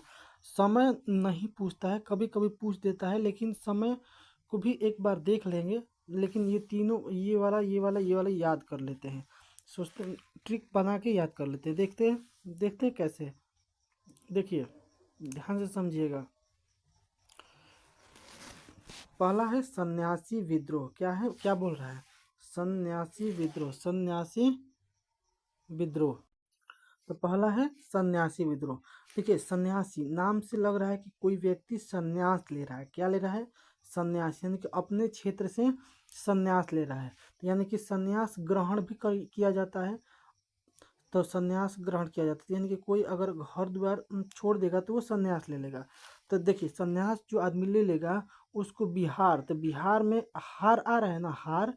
तो जो सन्यास ले लेगा, हार मोती सोना चांदी से उसको कोई मतलब नहीं रहेगा। और बंगाल, यानी कि अब जो बंगला बनाया होगा, घर द्वार बंगला बनाया होगा, वो भी अपना त्याग देगा। तो याद हो जाएगा सन्यासी विद्रोह किस क्षेत्र में होता था? बिहार, बिहार और बंगाल, बिहार और बंगाल क्षेत्र में हुआ था। इससे संबंधित नेता कौन है? तो केना सरकार, केना सरकार और दिरजी नारायण, दिरजी नारायण हैं। केना सरकार और दिरजी नारायण इसके नेतृत्व करता है। तो सन्यासी विद्रोह कहाँ हुआ था? तो बिहार बंगाल में हुआ था, बिहार बंगाल में हुआ था। और इसके जो संबंधित नेता और नेतृत्व करता है केना सरकार और दिरजी नारायण है। दिरजी नारायण, यानी कि नारायण भगवान जो है, नारायण भगवान जो है वो संन्यास ले लिए थे। यानी कि राम जी नारायण के ही अवतार थे। तो राम जी ने भी संन्यास ग्रहण किया था, 14 वर्ष का वनवास। आगे देखते हैं दूसरा फकीर। तो फकीर विद्रोह, फकीर विद्रोह आ रहा है। तो फकीर भी किसको बोलते हैं? जो अपना घर द्वार छोड़ दे। तो बंगाल, यानी कि अपना पूरा बंगला उंगला छोड़ दे, ठीक ना, बंगला उंगला पूरा छोड़ देगा तो फकीर कहलाएगा। इसके संबंधित इसके नेतृत्व करता कौन है? तो मजनू शाह, मजनू शाह एवं चिराग अली, चिराग अली। तो इसको ऐसे याद करते हैं जैसे कोई व्यक्ति मजनू था, जो कि मतलब कि किसी के पीछे फकीर के तरह घूमता फिरता था, लेकिन कुछ नहीं बात बना, जिसके कारण उसका जो चिराग था बुझ गया। चिराग यानी कि जिस अंदर से जो भी उसकी महत्वाकांक्षा थी, अगर नहीं पूरा हुआ तो वो फकीर बन गया। क्या हो गया? फकीर बन गया। और फकीर बन के पूरा बंगला उंगला अपना छोड़ के घर से बाहर चला गया। आगे देखते हैं तीसरा चुआरो विद्रोह। चुआरो विद्रोह, चुआरो विद्रोह किस क्षेत्र में हुआ था? तो ये भी बंगाल के क्षेत्र, बांकुड़ा बंगाल में हुआ था, बांकुड़ा बंगाल में हुआ था, ठीक ना, बांकुड़ा बंगाल में। और इसके जो नेता थे वो संबंधित नेता दुर्जन सिंह थे। कौन थे? दुर्जन सिंह, दुर्जन सिंह। तो इसको कैसे याद करेंगे? देखिए बोल रहा है चुआर, तो चुआर, ठीक ना। तो जैसे चूहा, चूहा हो रहा है ना, चूहा, तो चूहा मतलब कि चूहा, चूहा, चूहा को क्या बोल सकते हैं? चूहा बोल सकते हैं। तो चूहा को बंगाला, यानी कि हमारे बंगला जो है, बंगला है मतलब, बंगला मतलब घर, बंगला किसी को बोलते हैं? घर को बोलते हैं। तो घर में मान लीजिए कि पूरा चूहा, चूहा है, ठीक ना, तो उसको वो पकड़ लेंगे। किसको? कूड़ेदान में बदलते हैं ना, कूड़ेदान में इसको ऐसे रखता है और पकड़ ले, और पकड़ के उसको दुर्जन, दुर्जन नाम, दुर्जन क्षेत्र में, यानी कि ऐसा जगह पर भेज देंगे जहाँ पर वो फिर से वापस ना आ पाए। तो दुर्जन क्षेत्र पे कि फिर से वो वापस ना आ पाए। तो याद हो जाएगा चुआर। तो चूहा कहाँ है? तो बंगाल में है। और उसको कूड़ादानी में पकड़ के दुर्जन क्षेत्र पे फेंक देंगे हम, दुर्जन सिंह। ऐसा है कि याद हो जाएगा। पालीगढ़ों का युद्ध। देखिए पालीगढ़ों का विद्रोह किसके समय कहाँ हुआ था? तमिलनाडु में। पालीगढ़ों का विद्रोह से प्रभावित क्षेत्र कौन सा है? तो तमिलनाडु, तमिलनाडु। पाली, तमिलनाडु, पाली, तमिलनाडु। पालीगढ़ों का विद्रोह तमिलनाडु।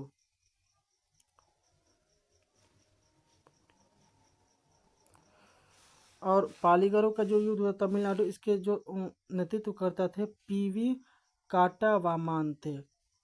पीवी कट्टा वमान थे, याद हो जाएगा। आगे देखते हैं वेलाटम्पी विद्रोह। वेलाटम्पी विद्रोह तो वेलाटम्पी टम्पी ट्रावणकोर, टम्पी ट्रावणकोर, याद हो जाएगा। और मेलुथाम्पी, मेलुथाम्पी टम्पी ट्रावणकोर मेलुथाम्पी, ये मीनिंग सब बैठ रहा है ना, याद हो जाएगा ये। अगला है भील विद्रोह। देखिए भील विद्रोह और रामोसी विद्रोह, जैसे कि रामोसी का राम ले लेंगे, भील यानी कि भील को भालू बोल सकते हैं, भालू जैसा है ना। तो जैसे कि राम जी जब सीता जी के खोज में गए थे तो भालू बंदर सब उनका साथ दिया था। तो ये पश्चिमी घाट, या दोनों का पश्चिमी घाट है, इसलिए बोल दिए कि रामोसी विद्रोह और भील विद्रोह कहाँ हुआ था, तो पश्चिमी घाट में। तो राम जी और भील, भालू किसका साथ दिए थे, रामे जी का ना साथ दिए थे, तो याद हो जाएगा। तो अब भील, भील यानी कि भालू से याद रखें, भालू पश्चिमी घाट हो जाएगा।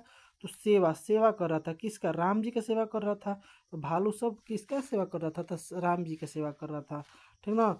और रामोसी विद्रोह पश्चिमी घाट, तो रामोसी, तो रामोसी चीतर, चीतर यानी कि इतर, इधर उधर देख रहे थे, खोज रहे थे, इतर चितर उतर मतलब कि खोज रहे थे, चित्तर सिंह, ठीक। रामोसी विद्रोह। पागलपंथी विद्रोह, सॉरी दोस्तों, पागलपंथी विद्रोह, पागलपंथी विद्रोह। तो देखिए पागल जो है ना, पागल, पागल मतलब पागल होना आसान बात नहीं है, क्या है, आसान बात नहीं है। और जो पागल है ना, अगर बात बोल रहे हैं कि पागलों का भी जीवन आसान नहीं होता है, ठीक ना, आसान नहीं होता है। तो पागलपंथी विद्रोह कौन, टीपू, टीपू, टीपू, ठीक नो, टीपू। तो पागलपंथी विद्रोह किस क्षेत्र में, तो असम क्षेत्र में हुआ था। और इसके जो नेतृत्व करता थे कौन थे, टीपू थे, टीपू थे, याद हो जाएगा। अगला है अहोम विद्रोह, अहोम, अहोम, ठीक ना। और होम, होम में रहना भी आसान नहीं है, ठीक ना। होम यानी कि घर में भी रहना आसान नहीं है, ठीक ना। अगर मान लो घर में रहें तो आसानी से बैठ सकते हैं, नहीं कोई ना कोई काम कोई दे ही देगा कि हाँ बच्चा हाई ले ले आओ, हाई ले ले आओ, ठीक ना। अहोम विद्रोह असम और पागलपंथी, पागलों का भी जीवन आसान नहीं होता है। और घर में रहने वाले होम लड़का होता है उसका भी जीवन आसान नहीं होता है, ठीक ना। तब अहोम विद्रोह का नेतृत्व किसने किया था, तो गोमधर कुंवर, गोमधर कुंवर, गोमधर कुंवर, गोमधर कुंवर, गोमधर कुंवर। उसके बाद बहावी आंदोलन, बहावी आंदोलन तो ब से बहावी, ब से बिहार और बिहार उत्तर प्रदेश सटा हुआ है। सैयद अहमद तूतीराम ने किया था इसका। आगे देखते हैं कोल विद्रोह, कोल विद्रोह, कोल विद्रोह किस क्षेत्र में होता है, तो छोटा नागपुर। आपको पता है कि छोटा नागपुर झारखंड में पड़ता है और वहाँ पर कोयला ज़्यादा होता है। गोमधर कुंवर इसके नेतृत्व करता है। आगे देखते हैं खांसी विद्रोह, खांसी विद्रोह असम, यानी कि खांसी हो जाएगा तो मतलब कि पूरा शरीर थक जाता है, यानी कि असम, ठीक ना। तो खांसी मत हो, ठीक ना, असम याद हो जाएगा, खांसी असम, खांसी असम, आसानी से खांसी नहीं जाता है, खांसी आसानी से नहीं जाता है, असम से आसान। तीरथ सिंह, तीरथ, तीरथ 3 दिन रहता है, 3 दिन रहता है खांसी, 3 दिन रहता है, ठीक ना। फरायजी आंदोलन, फरायजी यानी कि को बोल नहीं रहा, फरायजी यानी कि फरार हो गया। कहाँ हो गया भाई, बंगाल, बंगला से हमारे घर से फरार हो गया। सरियातुल्ला टूटू मियाँ, टूटू मियाँ, सरियातुल्ला टूटू मियाँ। और जब पकड़ा जाएगा तो इसका शरीर पूरा टूट देंगे, क्या कर देंगे, तोड़ देंगे, क्योंकि फरार हुआ है ये घर से, तो शरीर इसका टूट देंगे, क्या कर दे, टूटू, याद हो जाएगा। उसके बाद नील विद्रोह बंगाल और बिहार में हुआ था। नील विद्रोह बंगाल एवं बिहार में तीरुथ सिंह इसके नेतृत्व करता है। संथाल विद्रोह, संथाल विद्रोह कहाँ हुआ था, तो बंगाल एवं बिहार में, कहाँ हुआ था, बंगाल और बिहार में। संथाल विद्रोह, संथाल विद्रोह बंगाल और बिहार, बंगाल और बिहार में हुआ था। इसके नेतृत्व करता सिद्धू कान्हू है, ये इंपॉर्टेंट हो जाता है, याद रखिएगा। संथाल, तो संथाल में थाल आ रहा है ना, थाल, थाल किसको बोलते हैं, जिसमें खाना खाते हैं आदमी, छिपा बोलते हैं उसको, थाल, ठीक ना। तो वो बंगाल और बिहार, बंगाल बिहार दोनों है। तो बंगाल और बिहार के लोग कैसे खाते हैं, छिपा में खाते हैं इसके, ठीक ना। और सिद्धू और कान्हू, सिद्धू और कान्हू, सिद्धू और कान्हू। उसके बाद याद करते हैं मुंडा, मुंडा विद्रोह आपको पता है बिहार में हुआ था, बिरसा मुंडा। झारखंड भी कहीं कह दे दीजिएगा, तो बिरसा मुंडा झारखंड, याद रखिएगा। पाइका विद्रोह। पाइका विद्रोह कहाँ होता है? उड़ीसा में, ठीक ना। अब मान लो पाइक विद्रोह, पाई पाई मतलब होता है ना पाई, तो जैसे कि जैसे आप लोग अगर खेती बाड़ी किए होंगे तो जैसे कि जब आदमी धान कटाने जाता है तो उसमें से पहिया निकलता है ना, जिसमें बस भूसी रहता है, धान नहीं रहता है। तब पहिया को अगर हम ऐसे हवा के सामने रखेंगे तो क्या हो जाएगा? उड़िया जाएगा। यानी कि पाई को अगर रखेंगे तो उड़िया जाएगा, ठीक ना। बक्सी जगबंधु इसके नेतृत्व करता है, याद हो जाएगा आप लोगों को। नील विद्रोह बंगाल में और बिहार में दोनों जगह हुआ था। बंगाल और बिहार यहाँ पर भी नील विद्रोह है, और यहाँ पर भी बंगाल बिहार। दिगंबर इसके संस्थापक हो जाएंगे या नेतृत्वकर्ता हो जाएंगे। उसके बाद है अगला है पावना, ठीक ना। उसके बाद है पावना विद्रोह, पावना में हुआ था। पावना बंगाल में ईशान चंद्र राय और शंभू पाल इसके नेतृत्व करता थे। दक्कन विद्रोह कहाँ हुआ था? तो महाराष्ट्र में। मुपला विद्रोह मालाबार केरल में। कुका आंदोलन पंजाब में। रंपाव विद्रोह आंध्र प्रदेश में। ताना भगत आंदोलन बिहार में। तिभागा बंगाल में। भागा कहाँ से भागा? तो बंगाल से, यानी अपने घर से भागा, बंगला से भाग गया, ठीक ना। तेलंगाना विद्रोह, तो तेलंगाना विद्रोह हुआ आंध्र प्रदेश में। तेलंगाना आंध्र प्रदेश से ही अलग होके बना है। अब देखिए ताना भगत के जतरा भगत हो जाएंगे। ताना भगत जतरा भगत। एक लिखा है ना रंपा विद्रोह, तो रंपा विद्रोह सीताराम राजू। कूका आंदोलन के नेतृत्व करता भगत जवाहर मल। मुपला विद्रोह के नेतृत्व करता मसूली मसूलियार। तो आप लोगों को आशा है कि याद हो गया होगा। इसके एक बार एक रिवीजन कर लेते हैं। तो देखिए सन्यासी विद्रोह बिहार बंगाल में हुआ था। केंद्र सरकार दार्जिलिंग 1760 से 1800 तक, 1800 ईस्वी के समय हुआ था। फकीर विद्रोह बंगाल में हुआ था। मजनू शाह एवं चिराग अली के नेतृत्व में 1776 से 77 के बीच। चुआर विद्रोह हुआ था बांकुड़ा बंगाल में। दुर्जन सिंह इसके नेतृत्व करता 1798 में हुआ था। पौलीगरो का विद्रोह तमिलनाडु में हुआ था। वीपी काट्टा वामान ने 1799 से 1801 ईस्वी के बीच हुआ था। वेलाथम्पी विद्रोह त्रावणकोर में हुआ था। वेलुथम्पी इसके नेतृत्व करता थे और 1808 से 1809 के बीच हुआ था। भील विद्रोह जो है पश्चिमी घाट में हुआ था। सेवाराम इसके नेतृत्व करता है और 1825 से 31 के बीच में हुआ था। उसके बाद रामोसी विद्रोह पश्चिमी घाट में हुआ था। चितर सिंह इसके नेतृत्व करता थे और 1822 से 23 के बीच हुआ था। उसके बाद पागलपंथी विद्रोह असम में हुआ है। टीपू इसके नेतृत्व करता है। 1825 से 27 के बीच हुआ था। उसके बाद अहोम विद्रोह असम में गोमधर कुंवर के नेतृत्व में 1828 में। वहाबी आंदोलन बिहार उत्तर प्रदेश में सैयद अहमद तुतीराम के नेतृत्व में 1831 में हुआ था। कोल विद्रोह छोटा नागपुर झारखंड में गोमधर कुंवर के नेतृत्व में 1831-32 में हुआ था। आप लोग याद हो जाएगा। उसके बाद खासी विद्रोह असम में हुआ था। तीरथ सिंह के नेतृत्व में 1833 में। फराजी आंदोलन बंगाल में शरियतुल्लाह टुटू मियाँ 1836 से 1838 ले 48 के बीच हुआ था। नील विद्रोह बंगाल बिहार में हुआ था। तीरुथ सिंह के नेतृत्व में 1854 से 62 के बीच में हुआ था। संथाल विद्रोह बंगाल बिहार में सिद्धू कानू के नेतृत्व में 1855-56 में हुआ था। उसके बाद संथाल विद्रोह हो गया। मुंडा विद्रोह बिहार में हुआ था। बिरसा मुंडा के नेतृत्व में 1899 से 1900 के बीच में हुआ था। पाइका विद्रोह उड़ीसा में हुआ था। बक्सी जगबंधु के नेतृत्व में 1817 से 1825 में। नील विद्रोह बंगाल में दिगंबर के नेतृत्व में 1859-60 में हुआ था। पावना विद्रोह पावना बंगाल में हुआ था। ईशान चंद्र राय एवं शंभू पाल के नेतृत्व में 1873 से 76 के बीच में हुआ था। दक्कन पठार महाराष्ट्र में हुआ है 1874 से 75 के बीच।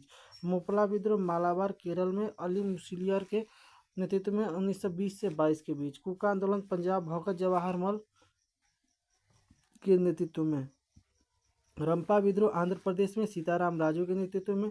और ताना भगत आंदोलन बिहार में जतरा भगत के नेतृत्व में।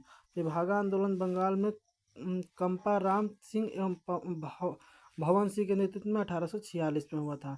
और ताना भगत 1914 में हुआ था। तेलंगाना आंदोलन आंध्र प्रदेश में 1946 ईस्वी में हुआ था। आशा है कि आप लोगों को समझ में आ गया है। ये क्या बोल रहा है देख लीजिए कि भगत जवाहर मल के शिष्य राम सिंह ने 1872 में अंग्रेजों की कड़ाई का सामना किया और उन्हें कैद कर रंगून जेल भेज दिया गया, जहां 1885 में उनकी मृत्यु हो गई थी। तो यहाँ पर हमारा ये अंग्रेजी शासन के विरुद्ध महत्वपूर्ण विद्रोह समाप्त होता है। उसके बाद हम लोगों का अगला टॉपिक है 1857 की क्रांति। तो ये देख लेते हैं, 1857 की क्रांति को भी हम लोग देख लेते हैं। तो ये क्या बोल रहा है, तो ये बोल रहा है कि 29 मार्च, अच्छा रुकिए ध्यान से समझिए क्या बोल रहा है। बोल रहा है कि 29 मार्च 1857 को मंगल पांडे नामक एक सैनिक ने बैरकपुर में गाय की चर्बी मिले कारतूस को मुंह से काटने से स्पष्ट मना कर दिया। फलस्वरूप उसे गिरफ्तार कर 8 अप्रैल 1857 ईस्वी को फांसी दे दी गई। मंगल पांडे का संबंध 34वीं बंगाल नेटिव इन्फेंट्री से था। 10 मई 1857 ईस्वी को दिन मेरठ की पैदल टुकड़ी ने 20वीं नेटिव इन्फेंट्री से 1857 की क्रांति की शुरुआत हुई। 1857 की क्रांति के समय बंगाल का गवर्नर जनरल लॉर्ड कैनिंग एवं इंग्लैंड के प्रधानमंत्री पामस्टन, जो कि लिबरल पार्टी के थे। आप लोगों को समझ में आ गया होगा। आगे देखते हैं 1857 की क्रांति के बारे में इतिहासकारों का क्या क्या मत है। तो यह भारत के प्रथम स्वतंत्रता संग्राम था, किसने कहा, बीडी सावरकर ने। यह राष्ट्रीय आंदोलन था, किसने कहा, डिजरायली ने। और यह पूर्णतः सिपाही विद्रोह था, किसने कहा, सर जॉन लॉरेंस एवं सीले ने। यह अंग्रेज के विरुद्ध एवं हिंदू मुसलमानों का षड्यंत्र था, जेम्स आउट्रम एवं डब्ल्यू टेनर ने। बर्बरता एवं सभ्यता के बीच का युद्ध था, किसने कहा, टी.आर. होम्स ने। और यह धर्मांधों एवं का ईसाइयों के विरुद्ध युद्ध था, किसने कहा, L.E.R. रीज ने। अब ये देख लेते हैं कि किस जगह से कौन कौन नेतृत्व किए थे। सबसे पहले दिल्ली, इसको याद कर लेते हैं, अच्छे से याद कर लेते हैं। पहले इसको याद करते हैं, उसके बाद देखते हैं। देखिए यहाँ पर ध्यान दीजिए, दिल्ली से कौन नेतृत्व किए थे, तो बहादुर शाह जफर किए थे, जिसने। और बहादुर शाह जफर बख्त खां सैन्य नेतृत्व किया था, बख्त खां ने। तो बहादुर शाह, तो यही बहादुर शाह जफर है जो कि अंतिम मुगल सम्राट है, अंतिम मुगल सम्राट है, याद हो जाएगा, अंतिम मुगल सम्राट है।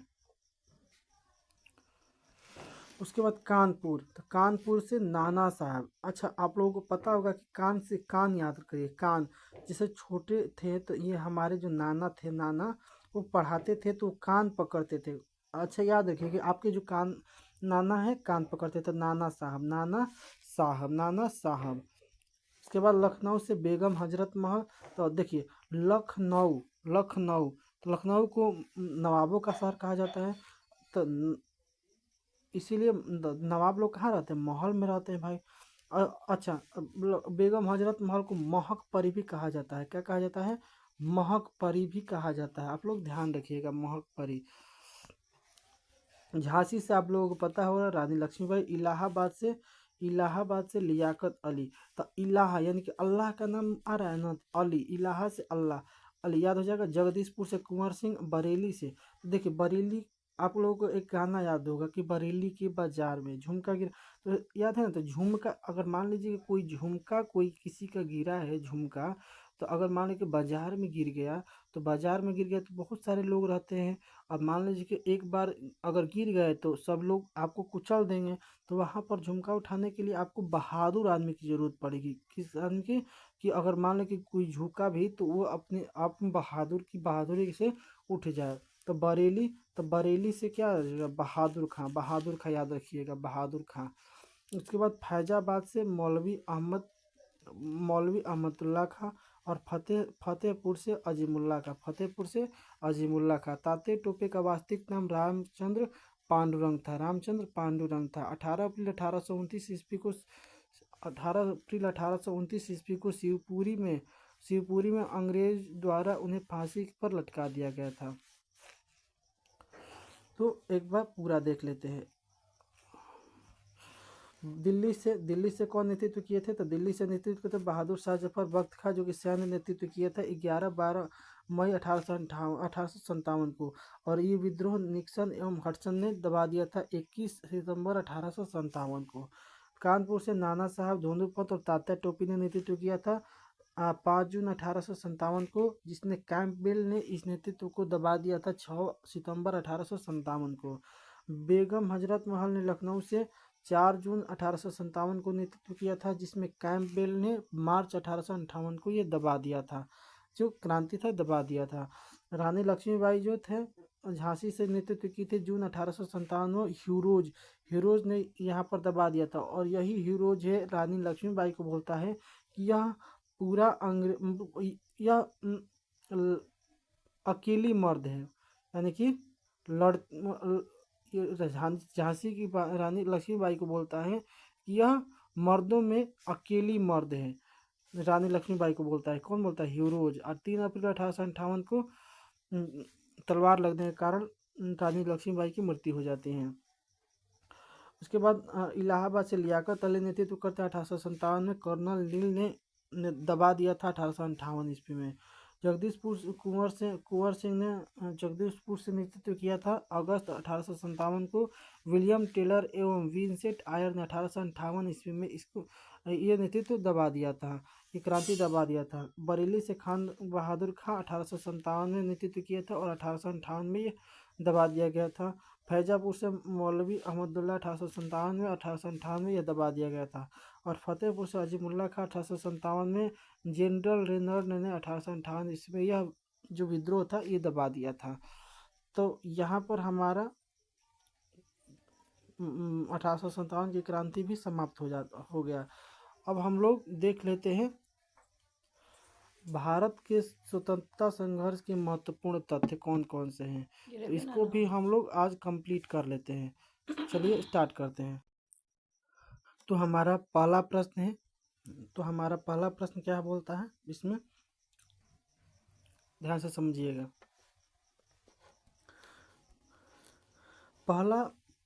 पहला अंग्रेज विरोधी संघर्ष सन्यासियों के द्वारा शुरू किया गया था। सन्यासी विद्रोह का उल्लेख बंकिम चंद्र चटर्जी के उपन्यास आनंद मठ में किया गया है। 1887 में दादा भाई नौरोजी ने इंग्लैंड में भारतीय सुधार समिति की स्थापना किया था। क्या कहता भारतीय सुधार समिति की स्थापना किए थे।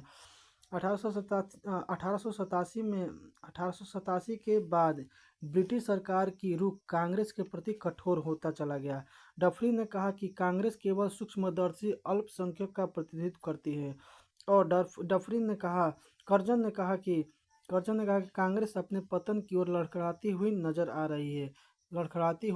रही है। और अरविंद घोष ने कहा कि अब कांग्रेस क्षय रोग से मरने वाली है। बंकिम चंद्र चटर्जी ने कहा कि कांग्रेस के लोग पदों के भूखे एवं राजनीतिज्ञ हैं। और नौरोजी एवं दत्त एवं वाचा ने धन निष्कासन का सिद्धांत प्रतिपादित किया। ब्रिटिश हाउस ऑफ कॉमन का चुनाव लड़ने वाले सर्वप्रथम दादा भाई नौरोजी थे। कौन थे? दादा भाई नौरोजी थे। इन्होंने लिबरल पार्टी के उम्मीदवार के रूप में फिंसवरी में 1892 ईस्वी में चुनाव जीता। लॉर्ड कर्जन 20 जुलाई 1905 ईस्वी को बंगाल विभाजन का निर्णय की घोषणा की। बंगाल विभाजन के विरोध में 7 अगस्त 1905 ईस्वी को कलकत्ता के टाउन हॉल में स्वदेशी आंदोलन की घोषणा की गई। बंगाल विभाजन 16 अक्टूबर 1905 ईस्वी को प्रभावी हुआ। इस दिन पूरे बंगाल में शोक दिवस के रूप में मनाया गया। स्वदेशी आंदोलन में वंदे मातरम, विभाजन नहीं चाहिए, बंगाल एक है आदि के नारे लगने लगे। स्वदेशी आंदोलन का विचार सर्वप्रथम कृष्ण कुमार मित्र ने पत्र संजीवनी 1905 ईस्वी में प्रस्तुत किया था। आंध्र के डेल्टा इलाकों में स्वदेशी आंदोलन को वंदे मातरम के आंदोलन के नाम से भी जाना जाता है। 1906 ईस्वी में कलकत्ता में हुए कांग्रेस के अधिवेशन की अध्यक्षता करते हुए दादा भाई नौरोजी ने पहली बार स्वराज शब्द का प्रयोग किया, स्वराज की मांग प्रस्तुत की। 1893 का वर्ष एक महत्वपूर्ण बिंदु है। महत्वपूर्ण बिंदु क्यों है भाई? क्योंकि 1893 ईस्वी में स्वामी विवेकानंद 1863 से 1902 1893 में स्वामी विवेकानंद अमेरिका के शिकागो नगर पहुंचे। सितंबर 1893 में वहां पर हो रहे सर्वधर्म सम्मेलन में पहले ही दिन उन्हें 2 मिनट बोलने का समय दिया गया। जैसे ही उन्होंने अपना वक्तव्य संबोधन अमेरिका के भाइयों एवं बहनों के साथ शुरू किया, तालियों की गड़गड़ाहट ने न केवल उन्हें बल्कि भारत को विश्व के सर्वोच्च देशों में लाकर खड़ा कर दिया। उन्हें तूफानी हिंदू कहा जाने लगा। 1893 ईस्वी में 14 वर्ष के बाद योगीराज अरविंद घोष जो थे योगीराज अरविंद घोष की भारत भूमि पर वापसी हुई। 1893 में उन्होंने एक लेखमाला न्यू लैंप फॉर ओल्ड प्रकाशित किया। 16 नवंबर 1893 को एनी बेसेंट जो थी भारत आई थी। वे वाराणसी शहर में रहने लगे। उन्होंने भारतीयों से कहा कि मैं हृदय से तुम्हारे साथ हूँ और संस्कृति से भी मैं तुम्ही लोगों में से एक हूँ। 1893 में महात्मा गांधी जो थे अब्दुल्ला सेठ नामक व्यापारी के मुकदमे में दक्षिण अफ्रीका गए थे।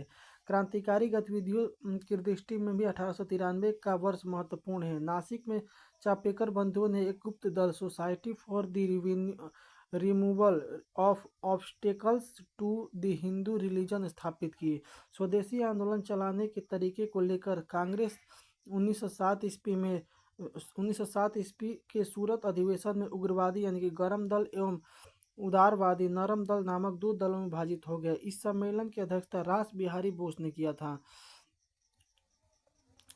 स्वदेशी आंदोलन के अवसर पर रविंद्रनाथ ठाकुर ने अपना प्रसिद्ध गीत अमार सुनार बांग्ला लिखा। बाद में यही गीत बांग्लादेश का राष्ट्रीय गीत बना। बाल गंगाधर तिलक पहले कांग्रेसी नेता थे जिन्होंने देश के लिए कई बार जेल गए थे। आगे देखते हैं।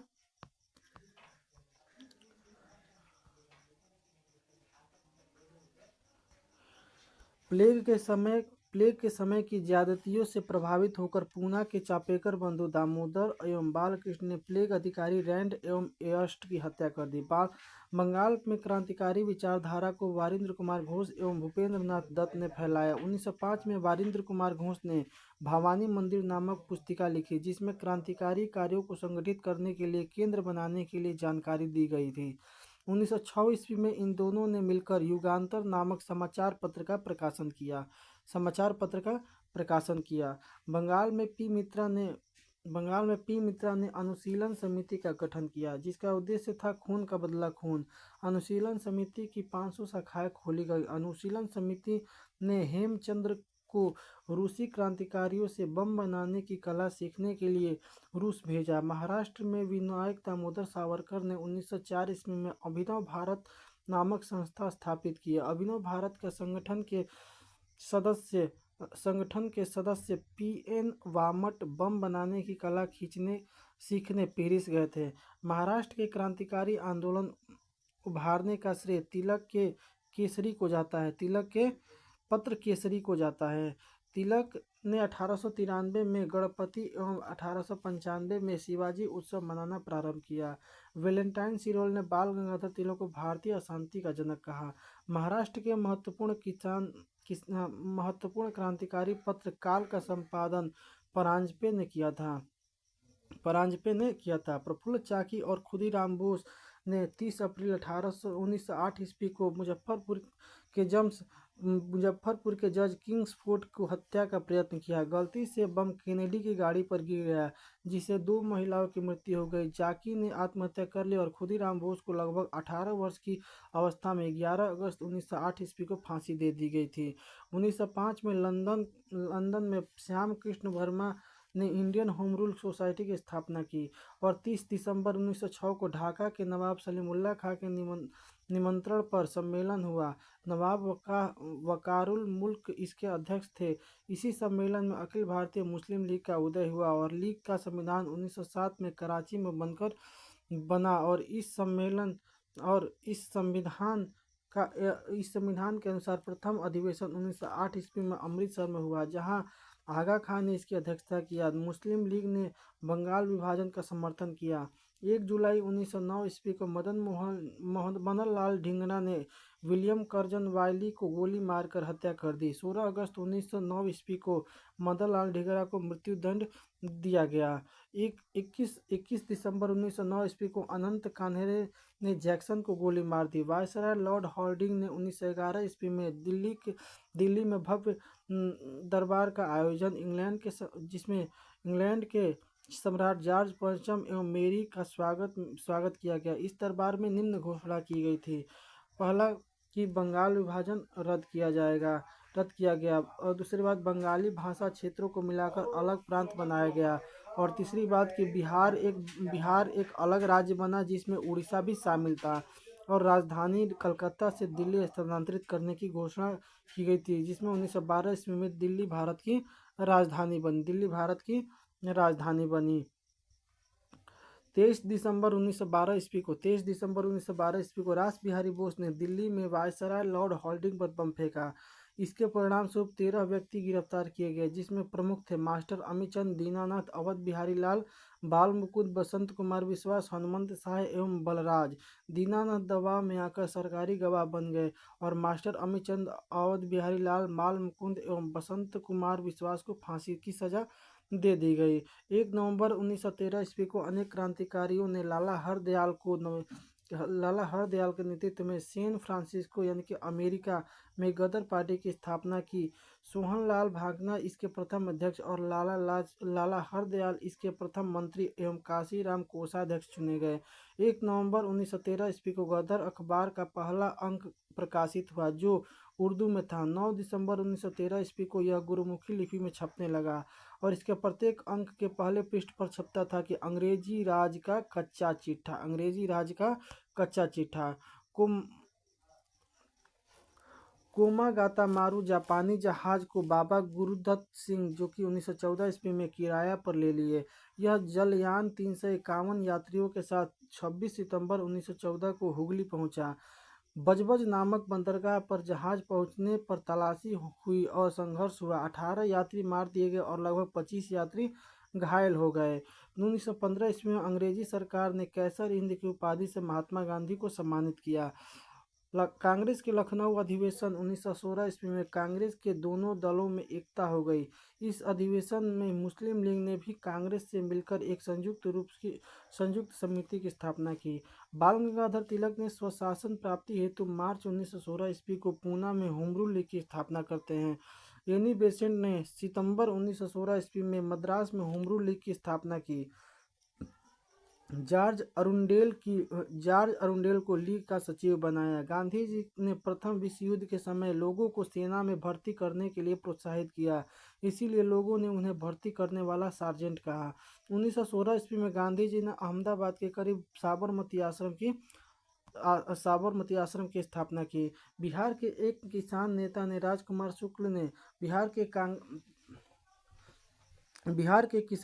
राजकुमार शुक्ल ने गांधी जी को चंपारण आने को प्रेरित किया।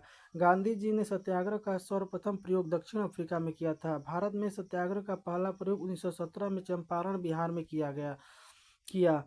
चंपारण विद्रोह के कारण अंग्रेजों को तिनकठिया प्रथा को समाप्त करना पड़ा। बेसेंट ने 20 अगस्त 1917 ईस्वी को होमरूल लीग को समाप्त करने की घोषणा की। महात्मा गांधी ने पहली बार भूख हड़ताल अहमदाबाद मिल मजदूरों के लिए 1918 ईस्वी में समर्थन की थी, और गांधी जी ने 1918 में गुजरात के खेड़ा जिले में कर नहीं आंदोलन चलाया। 19 मार्च 1919 ईस्वी को रॉलेट एक्ट लागू किया गया। इसके अनुसार किसी भी संदेहास्पद व्यक्ति को बिना मुकदमा चलाए गिरफ्तार किया जा सकता था, परंतु उसके विरुद्ध न कोई अपील, न कोई दलील और न कोई वकील किया जा सकता था। गांधी जी ने इस कानून को 6 अप्रैल 1919 ईस्वी को देशव्यापी हड़ताल किया और गांधी जी ने इसे काला कानून कहा। क्या कहा? काला कानून कहा। आगे देखते हैं। 13 अप्रैल 1919 ईस्वी को अमृतसर में जलियांवाला बाग हत्याकांड हुआ। डॉक्टर सतपाल और सैफुद्दीन किचलू को गिरफ्तारी के विरोध में हो रही जनसभा में जनरल डायर ने अंधाधुंध गोलियां चलवाई। सरकारी रिपोर्ट के अनुसार 379 व्यक्ति एवं कांग्रेस समिति के अनुसार 1000 व्यक्ति मारे गए। जलियांवाला बाग हत्याकांड में हंसराज नामक भारतीयों ने डायर का सहयोग किया था। शंकरन नायर ने जलियांवाला बाग हत्याकांड के विरोध में वायसराय की कार्यकारिणी परिषद के सदस्य से इस्तीफा दे दिया और जलियांवाला बाग हत्याकांड के विरोध में महात्मा गांधी ने कैसर हिंद की उपाधि, जमनालाल बजाज ने राय बहादुर की और रविन्द्रनाथ टैगोर ने सर की उपाधि लौटा दी। जलियांवाला बाग हत्याकांड की जांच के लिए सरकार ने 19 अक्टूबर 1919 ईस्वी को लॉर्ड हंटर की अध्यक्षता में एक कमेटी का गठन किया। इसमें 5 अंग्रेज 3 भारतीय सर चीमन लाल सीतलवाड़, साहबजादा सुल्तान अहमद एवं जगत नारायण सदस्य थे। कांग्रेस ने जलियांवाला बाग हत्याकांड की जांच के लिए मदन मोहन मालवीय के नेतृत्व में एक आयोग नियुक्त किया। इसके अन्य सदस्य मोतीलाल नेहरू एवं गांधी जी थे। जलियांवाला बाग कभी जल्ली नामक व्यक्ति की संपत्ति थी। खिलाफत आंदोलन भारतीय मुसलमानों का मित्र राष्ट्रों के विरुद्ध, विशेषकर ब्रिटेन के खिलाफ टर्की के खलीफा के समर्थन में आंदोलन था। 19 अक्टूबर 1919 ईस्वी को समूचे देश में खिलाफत दिवस मनाया गया। 23 नवंबर 1919 ईस्वी को हिंदू और मुसलमानों की एक संयुक्त कॉन्फ्रेंस हुई जिसकी अध्यक्षता महात्मा गांधी ने की थी। रॉलेट एक्ट, जलियांवाला बाग हत्याकांड एवं खिलाफत आंदोलन के उत्तर में गांधी जी ने 1 अगस्त 1920 ईस्वी को असहयोग आंदोलन प्रारंभ किया। असहयोग आंदोलन की पुष्टि भारतीय राष्ट्रीय कांग्रेस ने दिसंबर 1920 ईस्वी में नागपुर अधिवेशन में की। मोहम्मद अली ने सर्वप्रथम असहयोग आंदोलन में गिरफ्तार किया गया। मतलब असहयोग आंदोलन में सबसे पहले गिरफ्तार किसको किया गया था? तो मोहम्मद अली को गिरफ्तार किया गया। मोहम्मद अली जिन्ना, एनी बेसेंट तथा विपिन चंद्र पाल कांग्रेस के असहयोग आंदोलन से सहमत नहीं थे, अतः इन्होंने कांग्रेस छोड़ दिया। 5 फरवरी 1922 ईस्वी को गोरखपुर जिले के चौरी चौरा नामक स्थान पर असहयोग आंदोलनकारियों ने क्रोध में आकर थाने में आग लगा दी, जिससे एक थाने एवं 21 सिपाहियों की मृत्यु हो गई। इस घटना से दुखित होकर गांधी जी ने 11 फरवरी 1922 ईस्वी को असहयोग आंदोलन स्थगित कर दिया। 13 मार्च 1922 ईस्वी को गांधी जी को गिरफ्तार कर 6 वर्षों की कड़ी कारावास की सजा सुनाई गई। स्वास्थ्य संबंधी कारणों से गांधी जी को 5 फरवरी 1924 ईस्वी को रिहा कर दिया गया। 1922 ईस्वी में मेवाड़ भील आंदोलन का नेतृत्व मोतीलाल तेजावत ने किया था। चंद्रशेखर आजाद, इनको भी देख लेते हैं। इनका पूरा नाम था चंद्रशेखर सीताराम तिवारी।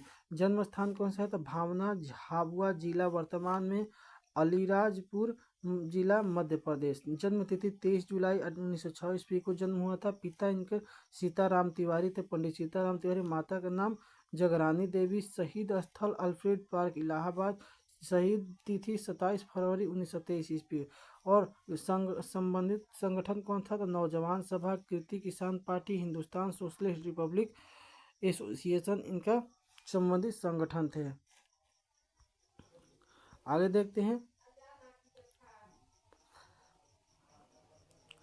1923 ईस्वी में इलाहाबाद में चित्तरंजन एवं मोतीलाल नेहरू ने कांग्रेस के अंतर्गत स्वराज पार्टी की स्थापना की। महात्मा गांधी सिर्फ एक बार कांग्रेस के बेलगाम अधिवेशन 1924 ईस्वी में इसकी अध्यक्षता एक बार किए थे। सचिंद्र नाथ सान्याल ने 1924 ईस्वी में कानपुर में हिंदुस्तान रिपब्लिक एसोसिएशन की स्थापना की। भगत सिंह 1928 ईस्वी में दिल्ली स्थित फिरोज शाह कोटला में हिंदुस्तान सोशलिस्ट रिपब्लिकन एसोसिएशन की स्थापना की। 9 अगस्त 1925 ईस्वी को 10 व्यक्तियों ने सहारनपुर से लखनऊ ओर जा रही 8 डाउन ट्रेन से रेल विभाग का खजाना काकोरी नामक स्थान पर लूट लिया। इसे ही काकोरी कांड कहा जाता है। सरकारी खजाना लूटने का विचार राम प्रसाद बिस्मिल का था। इसने राम प्रसाद बिस्मिल, राजेंद्र लाहिड़ी, रोशन सिंह एवं अशफाकुल्ला खां को दिसंबर 1927 को फांसी दे दी गई एवं सचिंद्र नाथ सान्याल को आजीवन कारावास की सजा मिली। मनमथ नाथ गुप्त को 14 वर्ष की कैद और राम प्रसाद बिस्मिल यह कहते हुए कहते हुए कि मैं राज्य के पतन की इच्छा करता हूं और फांसी पर लटक गए। संभवतः अशफाकुल्ला खां पहले भारतीय क्रांतिकारी मुसलमान थे जो देश की स्वतंत्रता में फांसी के तख्ते उस पर लटक गए थे। स्त्रियों ने स्वयं अपने अधिकारों के लिए आंदोलन करने का उद्देश्य से 1926 ईस्वी में अखिल भारतीय महिला संघ की स्थापना किया। साइमन कमीशन 3 फरवरी 1928 ईस्वी को भारत आया। इसे वाटरमैन कमीशन भी कहा जाता है।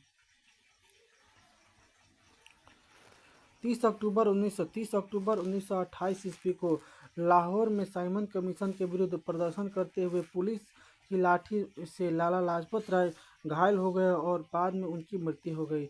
साइमन कमीशन का बहिष्कार न करने वाले दो दल थे, जस्टिस पार्टी और पंजाब यूनियन पार्टी। भगत सिंह के नेतृत्व में पंजाब में क्रांतिकारियों ने 17 दिसंबर 1928 को लाहौर के तत्कालीन सहायक पुलिस कप्तान सैंडर्स को गोली मार के हत्या कर दी।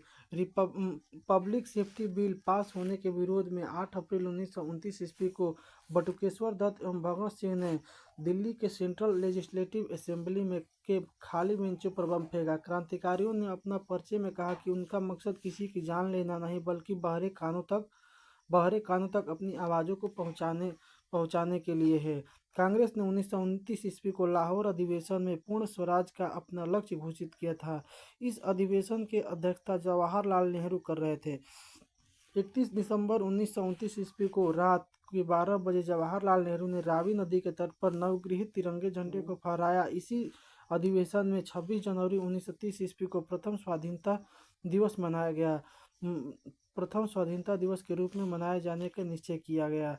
इसी के साथ प्रत्येक 26 जनवरी को स्वतंत्रता दिवस के रूप में मनाए जाने की परंपरा शुरू हुई। 12 मार्च 1930 ईस्वी को गांधी जी ने अपने 79 समर्थकों के साथ साबरमती स्थित अपने आश्रम में लगभग 322 किलोमीटर दूर दांडी के लिए प्रस्थान किया। लगभग 24 दिनों के बाद 6 अप्रैल 1930 ईस्वी को दांडी पहुंचकर गांधी जी ने नमक कानून तोड़ा और सविनय अवज्ञा आंदोलन की शुरुआत की। सुभाष चंद्र बोस ने गांधी जी के नमक सत्याग्रह की तुलना नेपोलियन के एल्बा से पेरिस की यात्रा से की है। 4 मार्च 1931 ईस्वी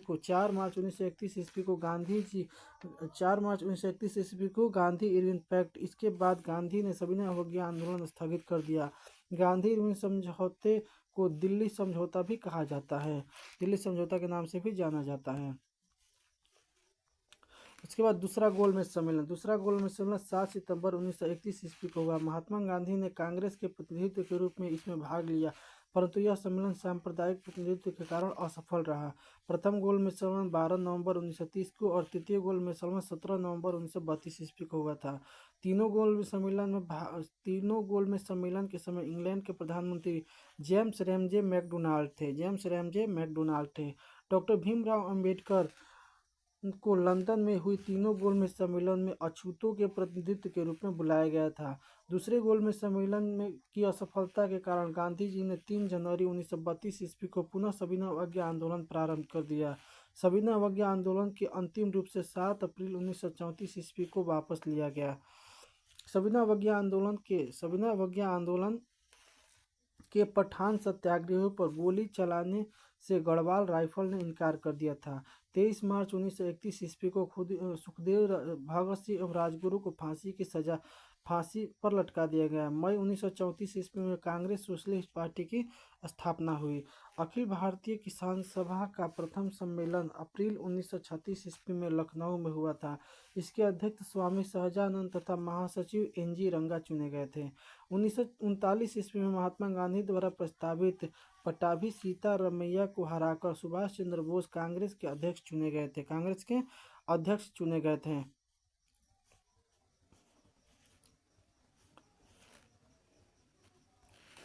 1 मई 1939 ईस्वी को सुभाष चंद्र बोस कांग्रेस के भीतर ही एक नए गुट का गठन किया, जिसे फॉरवर्ड ब्लॉक कहा गया। सुभाष चंद्र बोस ने स्वतंत्रता संघर्ष के दौरान फ्री इंडियन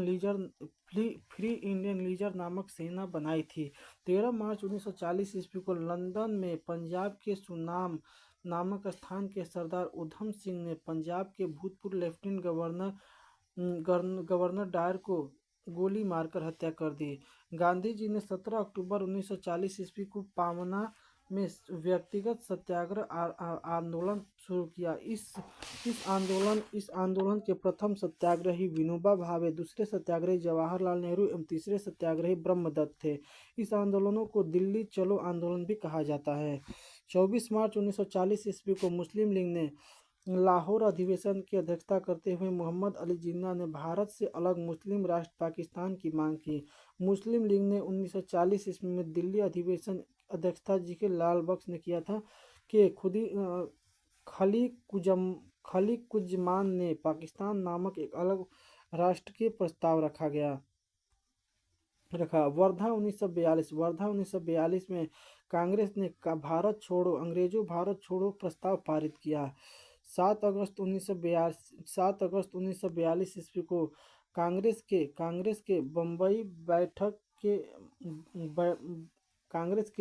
बैठक बम्बई के ऐतिहासिक ग्वालियर टैंक में किया गया। 7 अगस्त 1942 ईस्वी को कांग्रेस की बैठक बम्बई के ऐतिहासिक ग्वालियर टैंक में हुई।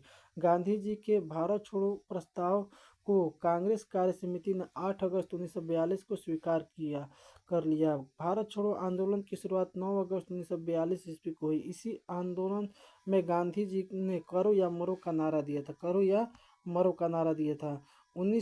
9 अगस्त 1942 ईस्वी को प्रातः काल ही महात्मा गांधी एवं कांग्रेस के अन्य सभी महत्वपूर्ण नेता गिरफ्तार कर लिए गए।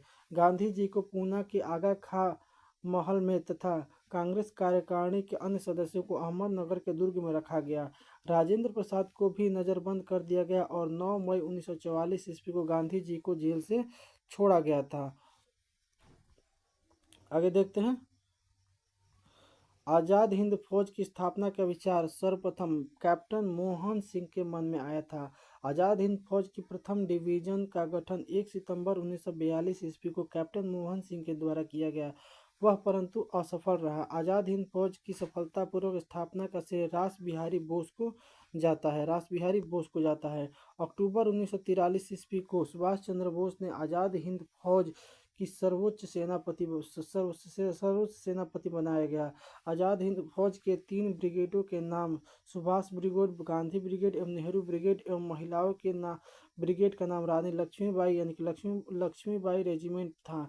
आज़ाद हिंद फौज के झंडा कांग्रेस के तिरंगे झंडे की भांति था, जिस पर दहाड़ते हुए शेर का चिन्ह था। 8 नवंबर 1943 ईस्वी को जापान के अंडमान और निकोबार द्वीप सुभाष चंद्र बोस को सौंप दिए गए। नेताजी ने इसका नाम क्रमशः शहीद द्वीप और स्वराज द्वीप रखा।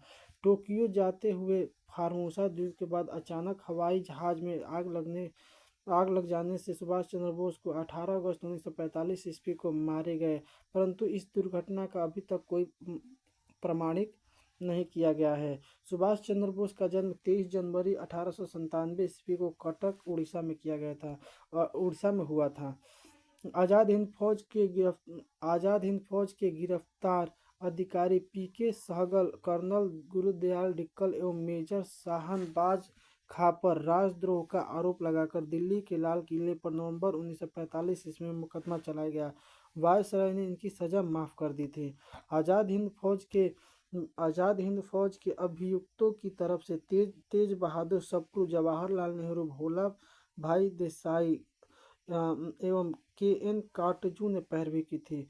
कराची में 20 फरवरी 1946 ईस्वी में वायुसेना के कुछ सैनिकों ने ब्रिटिश सरकार के विरुद्ध हड़ताल कर दी है। बम्बई, लाहौर, दिल्ली में भी यह शीघ्र रूप से फैल गई। इसमें लगभग 5200 सैनिकों ने भाग लिया। इनकी प्रमुख मांग थी कि भारतीय और अंग्रेजों सैनिकों के बराबरी का व्यवहार किया जाए। नौसैनिक विद्रोह 19 फरवरी 1946 ईस्वी को बम्बई में INS तलवार नामक जहाज में सैनिकों के द्वारा किया गया। 5000 सैनिकों ने आज़ाद हिंद फौज के बिल्ले लगाए। इन्होंने भी बराबरी की मांग की। 25 फरवरी 1946 ईस्वी को नौसेना के विद्रोहियों ने सरदार पटेल के दबाव में आकर समर्पण कर दिया। कैबिनेट मिशन 1946 में प्रधानमंत्री इटली ने 15 फरवरी 1946 को भारतीय संविधान सभा की स्थापना एवं तत्कालिक ज्वलंत समस्या पर भारतीयों के विचार विमर्श के लिए कैबिनेट मिशन को भारत भेजने की घोषणा की। 24 मार्च 1946 ईस्वी को कैबिनेट मिशन दिल्ली पहुंचा। इस शिष्टमंडल के सदस्य थे स्टेफर्ड क्रिप्स जो कि अध्यक्ष बोर्ड ऑफ ट्रेड के थे, पैथिक लॉरेंस भारत सचिव थे और A.P. अलेक्जेंडर जो कि नौसेना मंत्री थे। कैबिनेट मिशन पैथिक लॉरेंस के नेतृत्व में आया था। कैबिनेट मिशन पैथिक लॉरेंस के नेतृत्व में आया था। कैबिनेट मिशन योजना में को मुस्लिम लीग ने 6 जून 1946 को और कांग्रेस ने 25 जून 1946 को स्वीकार कर लिया। कैबिनेट मिशन योजना को स्वीकार किए जाने के पश्चात संविधान सभा के निर्माण के लिए एक चुनाव जुलाई 1946 ईस्वी में कांग्रेस ने उन 214 मान्य स्थानों पर और 205 स्थान प्राप्त किए। 214 में से 205 मुस्लिम लीग ने 78 स्थानों में 73 किए एवं कांग्रेस को 4 सिख सदस्यों का समर्थन मिला। मुस्लिम लीग ने 16 अगस्त 1946 ईस्वी को सीधी अथवा प्रत्यक्ष कार्यवाही दिवस मनाया। सर्वप्रथम प्रत्यक्ष कार्यवाही दिवस कलकत्ता में मनाया गया। उस समय बंगाल में मुस्लिम लीग की सरकार थी। बंगाल के मुख्यमंत्री शहीद सुहरावर्दी थे। 3 जून 1947 को भारत विभाजन की माउंटबेटन योजना प्रकाशित की गई। माउंटबेटन योजना कांग्रेस कार्यकारी समिति 3 जून 1947 ईस्वी को बैठक में स्वीकार कर लिया गया। 17 जून 1947 को भारत के महासमिति की बैठक में गोविंद वल्लभ पंत ने देश के विभाजन की माउंटबेटन योजना को स्वीकार करने का प्रस्ताव पेश किया।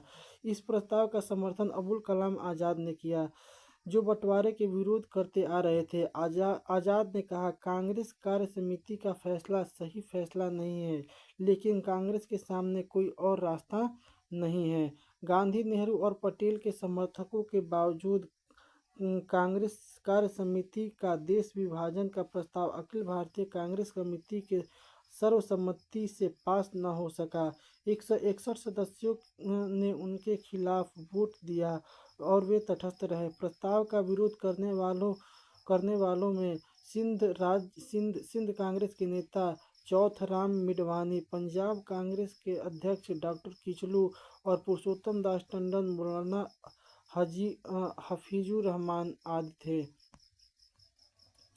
मुस्लिम लीग की काउंसिल की बैठक माउंटबेटन योजना पर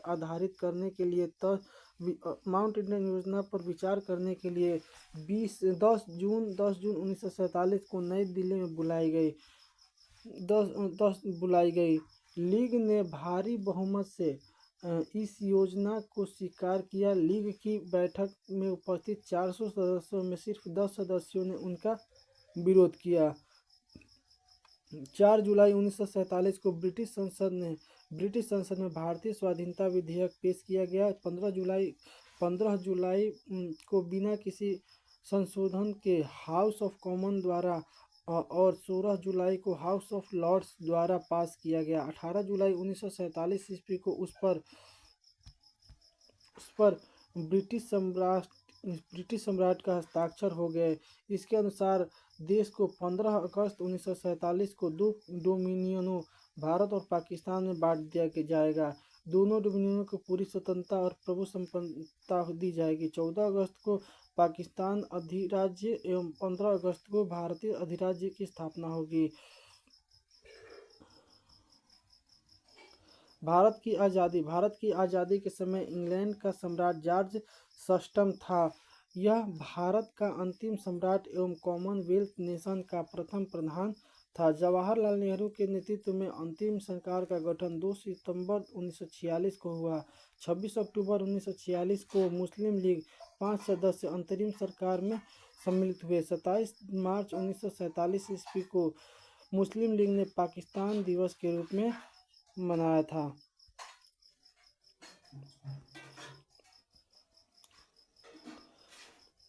स्वतंत्रता प्राप्ति के समय कांग्रेस के अध्यक्ष जेबी कृपलानी एवं ब्रिटेन के प्रधानमंत्री क्लेमेंट एटली लेबर पार्टी के थे।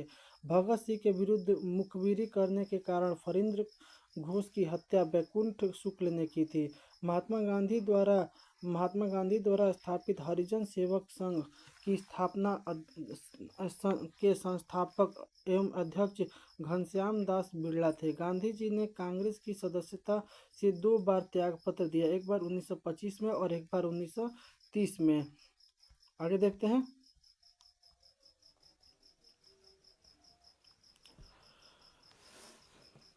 बांटो और छोड़ो का नारा लीग ने दिसंबर 1943 में कराची अधिवेशन में दिया था और कांग्रेस का प्रथम ब्रिटिश अध्यक्ष जॉर्ज यूले थे। कौन थे? जॉर्ज यूले थे।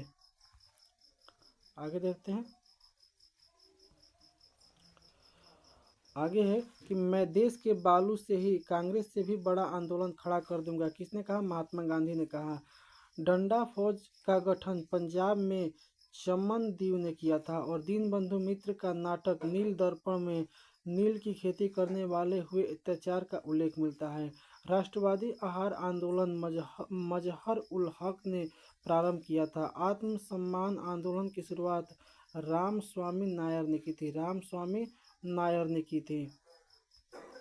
निरंकारी आंदोलन की शुरुआत दयाल दास ने किया था और ब्रह्म समाज की प्रतिज्ञा पत्र देवेंद्र नाथ ठाकुर ने तैयार की थी। देव समाज के संस्थापक शिव नारायण अग्निहोत्री थे और तरुण स्त्री सभा की स्थापना कलकत्ता में की गई थी। भारत भारतीयों के लिए यह नारा आर्य समाज ने दिया था।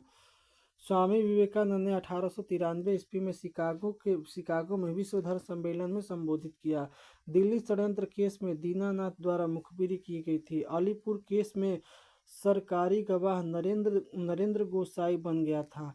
सबसे कम उम्र में फांसी की सजा पाने वाले क्रांतिकारी खुदीराम बोस थे, जो कि 1908 ईस्वी में इनको फांसी दी गई थी। इनकलाब जिंदाबाद का नारा भगत सिंह ने दिया था और शहीद आजम के नाम से भगत सिंह को जाना जाता है। भगत सिंह को फांसी की सजा सुनाने वाला न्यायाधीश जीसी हिल्टन था। सबके लिए जाति, एक धर्म, एक ईश्वर का नारा नारायण गुरु ने दिया था। स्वर्ण हिंदुओं की फांसीवादी कांग्रेस कहकर कांग्रेस का चरित्र निरूपण मोहम्मद अली जिन्ना ने किया था। मैं एक क्रांतिकारी के रूप में कार्य करता हूँ, यह कथन किसका है? जवाहरलाल नेहरू। महात्मा गांधी को रविन्द्रनाथ टैगोर ने सर्वप्रथम महात्मा की उपाधि दी थी और महात्मा गांधी को सर्वप्रथम राष्ट्रपिता कहकर संबोधित सुभाष चंद्र बोस ने किया था।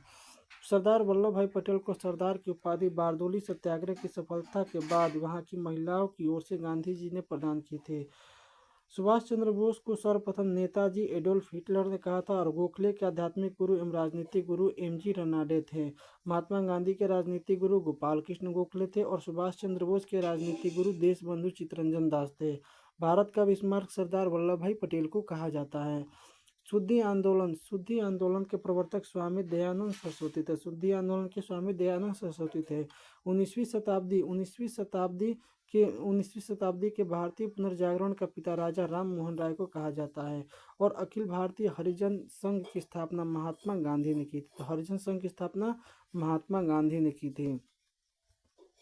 फ्रैंक मेरो ने महात्मा गांधी को अर्थनग्न फकीर कहा है और विंस्टन चर्चिल ने भी अर्थनग्न फकीर कहा था। राष्ट्रीय युवा दिवस स्वामी विवेकानंद से संबंधित है। यंग बंगाल आंदोलन के प्रवर्तक विवियन डेरेजियो था। कांग्रेस के मौलाना अबुल कलाम आजाद की अध्यक्षता में भारत छोड़ो आंदोलन प्रस्ताव को पारित किया गया था। भारत के पितामह यानी ग्रैंड ओल्ड ऑफ इंडिया दादा भाई नौरोजी को कहा जाता है, जिन्हें धन निष्कासन का सिद्धांत दिया था।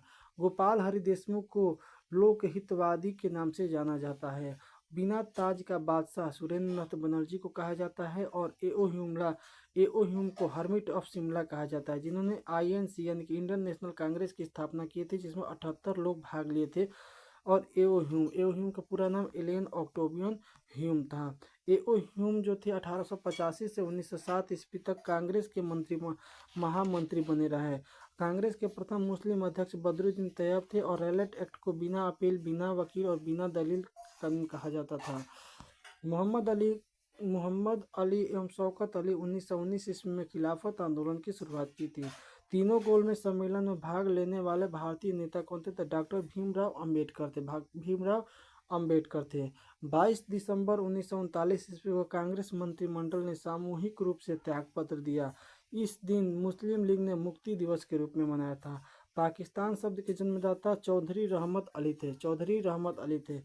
गांधी जी जो थे, गांधी जी ने क्रिप्स मिशन पर कहा था कि यह एक आगे की तारीख का चेक है जिसका बैंक अब नष्ट होने वाला है, यानी कि it is a post dated cheque, it is a post dated cheque. Independence for India league की स्थापना जवाहरलाल नेहरू ने किया था। जवाहरलाल नेहरू और सुभाष चंद्र बोस ने की थी।